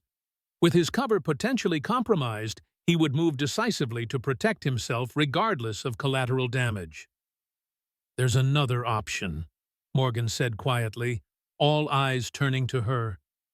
"We take the fight to him, not through official channels, not through the Angels as a club, but as veterans defending our own. The men on that list, the survivors from Kuwait. They deserve to know what's happening, deserve the chance to protect themselves." The proposal hung in the air, neither endorsed nor rejected by the others present.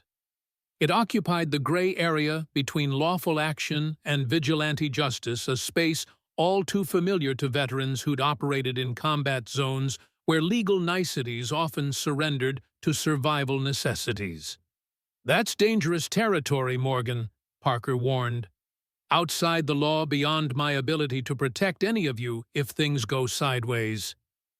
"With respect, Sheriff," she replied evenly, "we're already in dangerous territory. Viper's targeting veterans with drugs designed to kill them slowly, and now we know why, to silence potential witnesses to his past crimes. How many more will die while we navigate bureaucracy and search for leaks in your department?" Her challenge wasn't directed at Parker personally, but at the constraints of his office limitations she understood, but could no longer accept, given the stakes involved. Robert spoke next, his voice carrying the weight of command, despite the decades since he'd worn a uniform. "The men on this list, they're my responsibility. My brothers. I won't stand by while Miller picks them off one by one." Blackwood nodded in silent agreement, his expression reflecting the same commitment to those who had served alongside him, regardless of the years that had passed since. Parker looked between them, measuring their resolve against his oath of office. "I can't sanction this," he said finally. "Can't be part of planning or executing whatever you're considering." "We're not asking for sanction," Morgan assured him. "Just time.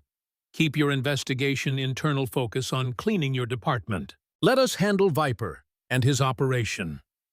The unspoken arrangement crystallized between them. Parker would maintain official distance, pursue the corruption within his department through proper channels, while Morgan, Blackwood, and Robert gathered the surviving veterans to confront the threat Viper posed directly. 48 hours, Parker conceded after a long moment. "That's how long I can delay any official action against the river snakes without raising flags. After that, I have to move regardless of internal concerns." It wasn't much time, but it would have to be enough. The four of them rose from the table the alliance formed in that kitchen, transcending their different paths. Law enforcement, military service, outlaw motorcycle club united by a common enemy and a shared code that placed protection of the vulnerable above personal safety or legal technicalities. As they prepared to leave, Parker paused, turning to Blackwood with an expression that balanced professional duty against personal respect. "For the record," he said quietly, "I still think your club operates too far outside the law for comfort." Blackwood's mouth quirked in acknowledgement. "For the record, I still think your badge sometimes blinds you to necessary action." Parker nodded, accepting the fundamental difference in their approaches. "But we both want the same thing for this town."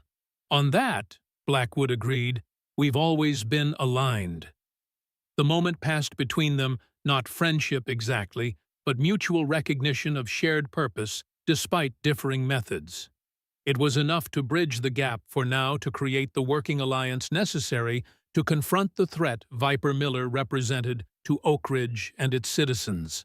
Outside, as they prepared to depart, Morgan found herself standing beside her father, both of them watching as Parker and Blackwood conferred briefly by their vehicles.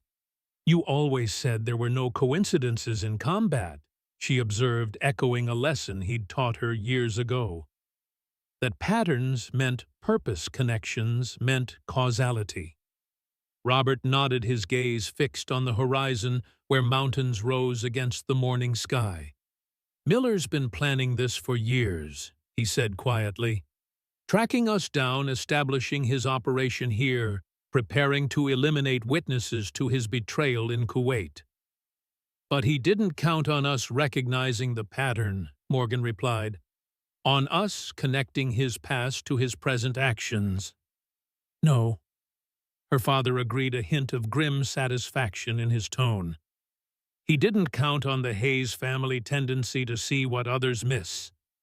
Just like you saw that gun on Main Street before it fired." The parallel between their actions, Robert spotting a sniper in Kuwait before he could fire on Blackwood Morgan, seeing the threat to Blackwood on Main Street 30 years later, stood as testament to the legacy that bound them. Not just shared blood or physical traits, but a fundamental approach to the world and instinctive protection of others, regardless of personal cost. As they prepared to mount up Blackwood and Morgan on their motorcycles, Parker in his unmarked unit, Robert in his aging pickup, Morgan felt the separate threads of her life weaving together into a coherent whole. Her military service, her father's legacy, her connection to Blackwood, her work with veterans, all of it converging on this moment, this mission to protect those who had served from a predator wearing the false face of brotherhood. The road ahead held danger, uncertainty, and difficult choices. But for the first time since leaving the Navy, Morgan Hayes felt the clear purpose that had been missing from her civilian existence. She was a corpsman again, in a sense not on a battlefield of sand and stone, but on the streets of Oak Ridge, where veterans fought a different kind of war against enemies they couldn't always see. And just as she had in Afghanistan and Iraq, she would stand with them, heal what wounds she could, and face whatever came next, with the steady courage that had carried her through firefights and field surgeries in distant lands. This was her mission now. These were her people. And Viper Miller would learn what happened when he targeted those under her protection. The veterans gathered at Robert Hayes's ranch just before dawn, 15 men who had once served together in the deserts of Kuwait, now united again by a common enemy. They arrived in pickup trucks and sedans, on motorcycles, and in jeeps, older, now many with silver in their hair and lines carved into their faces, but still carrying themselves with military bearing. Men who had seen war and returned home to build lives, only to discover that a specter from their past had followed them. Morgan stood on the porch watching them assemble in her father's driveway. The Hells Angels had come too. Blackwood's inner circle, only men he trusted completely. Razor Wrench Doc and 4 others, their leather cuts somber against the pale morning light. This wasn't club business anymore. It was personal, a matter of honor that transcended patches and colors. Inside, Robert Hayes had transformed his living room into a tactical operations center. Maps of Oak Ridge covered the walls, satellite images of Viper's compound printed from a home computer, notes on River Snake's movements, and habits gathered over months of observation. The planning had continued through the night, veterans falling back into the rhythm of mission preparation with practiced ease, despite the decades since they'd last worked together. "Sheriff Parker called," Blackwood said, joining Morgan on the porch. "He's identified the leak. Deputy Chief's been on Viper's payroll for 2 years. Taking him in now." Morgan nodded, absorbing the information. "That means Viper will know soon, if he doesn't already." Exactly. Whatever we're going to do, it has to be today. Blackwood's eyes scanned the horizon as though he could see the conflict coming. Parker's bought us 12 hours at most before he has to move officially. The plan was simple in concept, complex in execution. Robert and his fellow veterans would evacuate the remaining men on Viper's list, those who might not be capable of defending themselves, while Blackwood and his angels created a diversion at the River Snake's main hangout.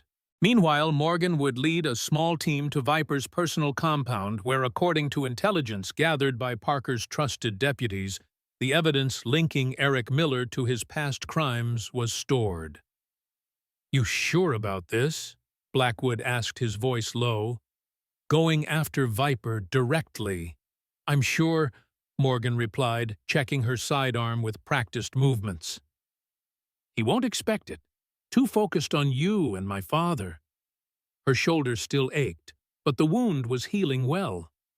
More importantly, her mind was clear-focused in a way it hadn't been since leaving the service. Purpose had returned to her life, not in the way she'd expected, but purpose nonetheless. "Time to move," Robert called from inside, and the assembled veterans and bikers moved with synchronized precision, breaking into teams, checking communications weapons, sliding into concealed holsters. None of them wanted bloodshed, but all were prepared for it if necessary. Morgan's team consisted of herself, Razor, and 2 veterans from her father's unit men who had known Eric Miller before he became Viper, who could identify him regardless of how much he'd changed his appearance. They departed in an unmarked van, heading for the isolated property Viper had purchased under a shell company's name 3 years earlier. The compound sat nestled against the foothills, a sprawling ranch house with outbuildings that could have belonged to any wealthy retiree. Only the security measures betrayed its true nature: cameras disguised as landscape lighting motion sensors hidden in decorative rocks. A gate that appeared ornamental but could stop a truck. Morgan's team approached on foot, using the terrain for cover. Her military training returned fully now, muscle memory guiding her movements as they maneuvered through the scrub. They bypassed the electronic security by cutting power to the perimeter systems, a vulnerability identified by one of the veterans who had installed similar setups for high-end clients. The house appeared empty, but they moved with caution nonetheless. Inside, the opulent furnishings spoke of wealth acquired through means other than motorcycle club activities. Crystal decanters filled with amber liquid, original artwork on walls, custom furniture imported from overseas, the lifestyle of a man who had profited from the misery of others for decades. "Office should be through there," Razor whispered, indicating a hallway leading deeper into the house. Morgan nodded, taking point with her sidearm ready. The corridor ended at a heavy wooden door locked, but yielding to the electronic bypass one of the veterans had brought. Inside was a study straight from a corporate executive's dream: leather-bound books, mahogany desk, computer equipment worth more than Morgan's entire house. "Look for a safe," she instructed. Miller wouldn't keep anything important on computers that could be seized. They searched methodically, professionally, disturbing nothing more than necessary. It was Razor who found it, a floor safe, hidden beneath an antique Persian rug, its combination lock gleaming in the filtered light through heavy drapes. "Can you open it?" Morgan asked the veteran who had once been EOD. The man nodded, removing tools from his pack with steady hands. "Give me 5 minutes." 4 minutes later, the safe door swung open. Inside lay the evidence they sought: military files stolen from government archives, financial records dating back to the Gulf War, showing payments to consultant EM from Iraqi front companies, photographs documenting Miller's transformation into Viper, and most damning, a journal in his own handwriting detailing his betrayal and subsequent evasion of justice. "This is it," Morgan said, carefully placing the documents in a waterproof bag. "Everything Parker needs to finish him." They were preparing to leave when the sound of vehicles approaching shattered the silence, multiple engines moving fast. "Company?" Razor said, moving to the window. "Looks like Viper got tipped off again." Morgan made a quick assessment. "Take the evidence. Get it to Parker. We'll cover your exit." "Not leaving you behind," Razor protested. "Not a request," Morgan replied, the command in her voice unmistakable. "The evidence is what matters. Go, now." Razor hesitated, then nodded, taking the package and slipping out through a side entrance. Morgan and the two veterans took defensive positions, weapons ready, but hoping to avoid the confrontation that now seemed inevitable. The front door burst open moments later, Viper himself leading a group of river snakes into the house. He was larger than Morgan had expected, with none of the military bearing that still marked Blackwood despite the years. Power had made him soft, physically, but his eyes were sharp, cold, calculating.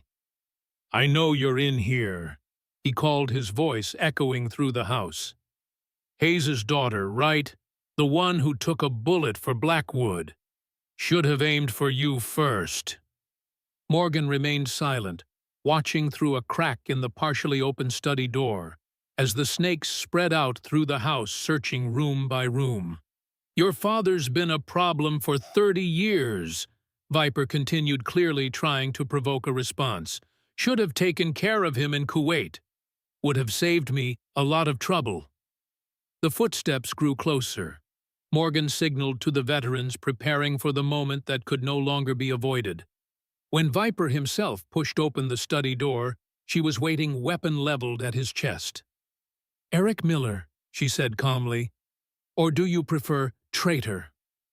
Viper's face contorted with rage, and something else, fear perhaps, at hearing his real name spoken aloud. "You have no idea what you're dealing with, girl." "I know exactly what I'm dealing with," Morgan replied. "A man who sold out his brothers in arms for money, who spent 30 years trying to bury his past by burying the witnesses." The standoff stretched, tension crackling between them.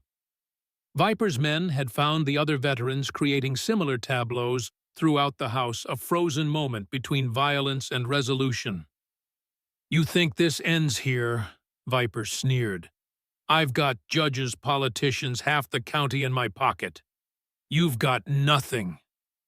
"We have everything," Morgan countered. "Your files from the safe, your journal, the financial records, all of it's heading to Sheriff Parker right now." For the first time, uncertainty flickered across Viper's face. His gaze darted to the empty safe, then back to Morgan. "It's over, Miller," she said quietly. "The question is whether you walk out of here in cuffs or a body bag. Your choice." And what happened next occurred with the fluid rapidity of combat. Viper reaching for his weapon, Morgan reacting with trained precision, the sound of a single shot echoing through the room. Viper staggered backward, clutching his shoulder, the mirror image of Morgan's own wound from days earlier. "Poetic," she observed as he collapsed into a chair, blood seeping between his fingers. "Now you know how it feels." The fight seemed to drain out of him, and with it, the will of his men. Within minutes, the situation stabilized. The river snakes, disarmed Viper, secured no casualties on either side. Morgan's phone buzzed with a text from Razor. "Package delivered. Parker moving now." It was over. Not with the thunderous climax of a Hollywood film, but with the quiet competence of professionals who understood that real victories were measured in lives saved rather than blood spilled. 6 months later, Morgan Hayes stood in the bright Arizona sunshine, watching as veterans and their families gathered for the grand opening of the Oak Ridge Veterans Support Center. The building had once been the River Snakes Clubhouse, seized in the aftermath of Viper's arrest, and repurposed through a community initiative led by Sheriff Parker and, surprisingly, the Hells Angels. "Quite a turnout," Blackwood observed, joining her on the sidelines. His Road King gleamed in the parking lot among dozens of other motorcycles angels who had come to support the event many of them veterans themselves. "Better than I expected," Morgan agreed. The months since Viper's downfall had been busy ones. His organization had collapsed without his leadership, many members turning state's evidence in exchange for reduced sentences. The corruption he'd fostered had been exposed and excised, though the healing process for the community would take longer. Eric Viper Miller himself now resided in a federal prison, facing charges that ranged from treason to drug trafficking to conspiracy to commit murder. The evidence Morgan and her team had recovered from his safe had been damning, opening investigations that stretched back decades and across multiple states. "Your father giving the speech?" Blackwood asked, nodding toward the podium set up near the entrance. "Along with Parker," Morgan replied. The unlikely alliance between her father, the sheriff, and the Hells Angels had evolved into something approaching friendship. Different men from different worlds, united by a common code that transcended their divergent paths. The center itself would provide services Morgan had advocated for years: addiction recovery programs specifically designed for veterans' mental health support, job training, and perhaps most importantly, community. A place where those who had served could find understanding among others who had walked similar paths. "Heard you're taking a position here," Blackwood said as they watched the crowd continue to grow. Morgan nodded. "Medical director, starting next month." After years of drifting, she had found her purpose again, healing the wounds that weren't visible, supporting those who had sacrificed for their country only to struggle in the peace they'd helped secure. The leather workshop remained a hobby, but her medical training would once again be her vocation. As her father stepped to the podium and the crowd fell silent, Morgan felt a sense of completion she hadn't experienced since leaving the Navy. The bullet meant for Blackwood had changed her life's trajectory in ways she couldn't have imagined that Saturday afternoon on Main Street. What had begun as instinctive reaction had become deliberate choice, returning her to the service that had always defined her. In military tradition, Robert Hayes began his voice carrying across the gathered veterans and citizens, "We honor not just those who fell, but those who stood, who continue to stand for their brothers and sisters in arms." Morgan caught her father's eye, and in that moment of connection she understood that some debts could never truly be repaid. They could only be passed forward, extending the chain of honor and obligation that bound one generation of warriors to the next. And in Oak Ridge, Arizona, that chain remained unbroken.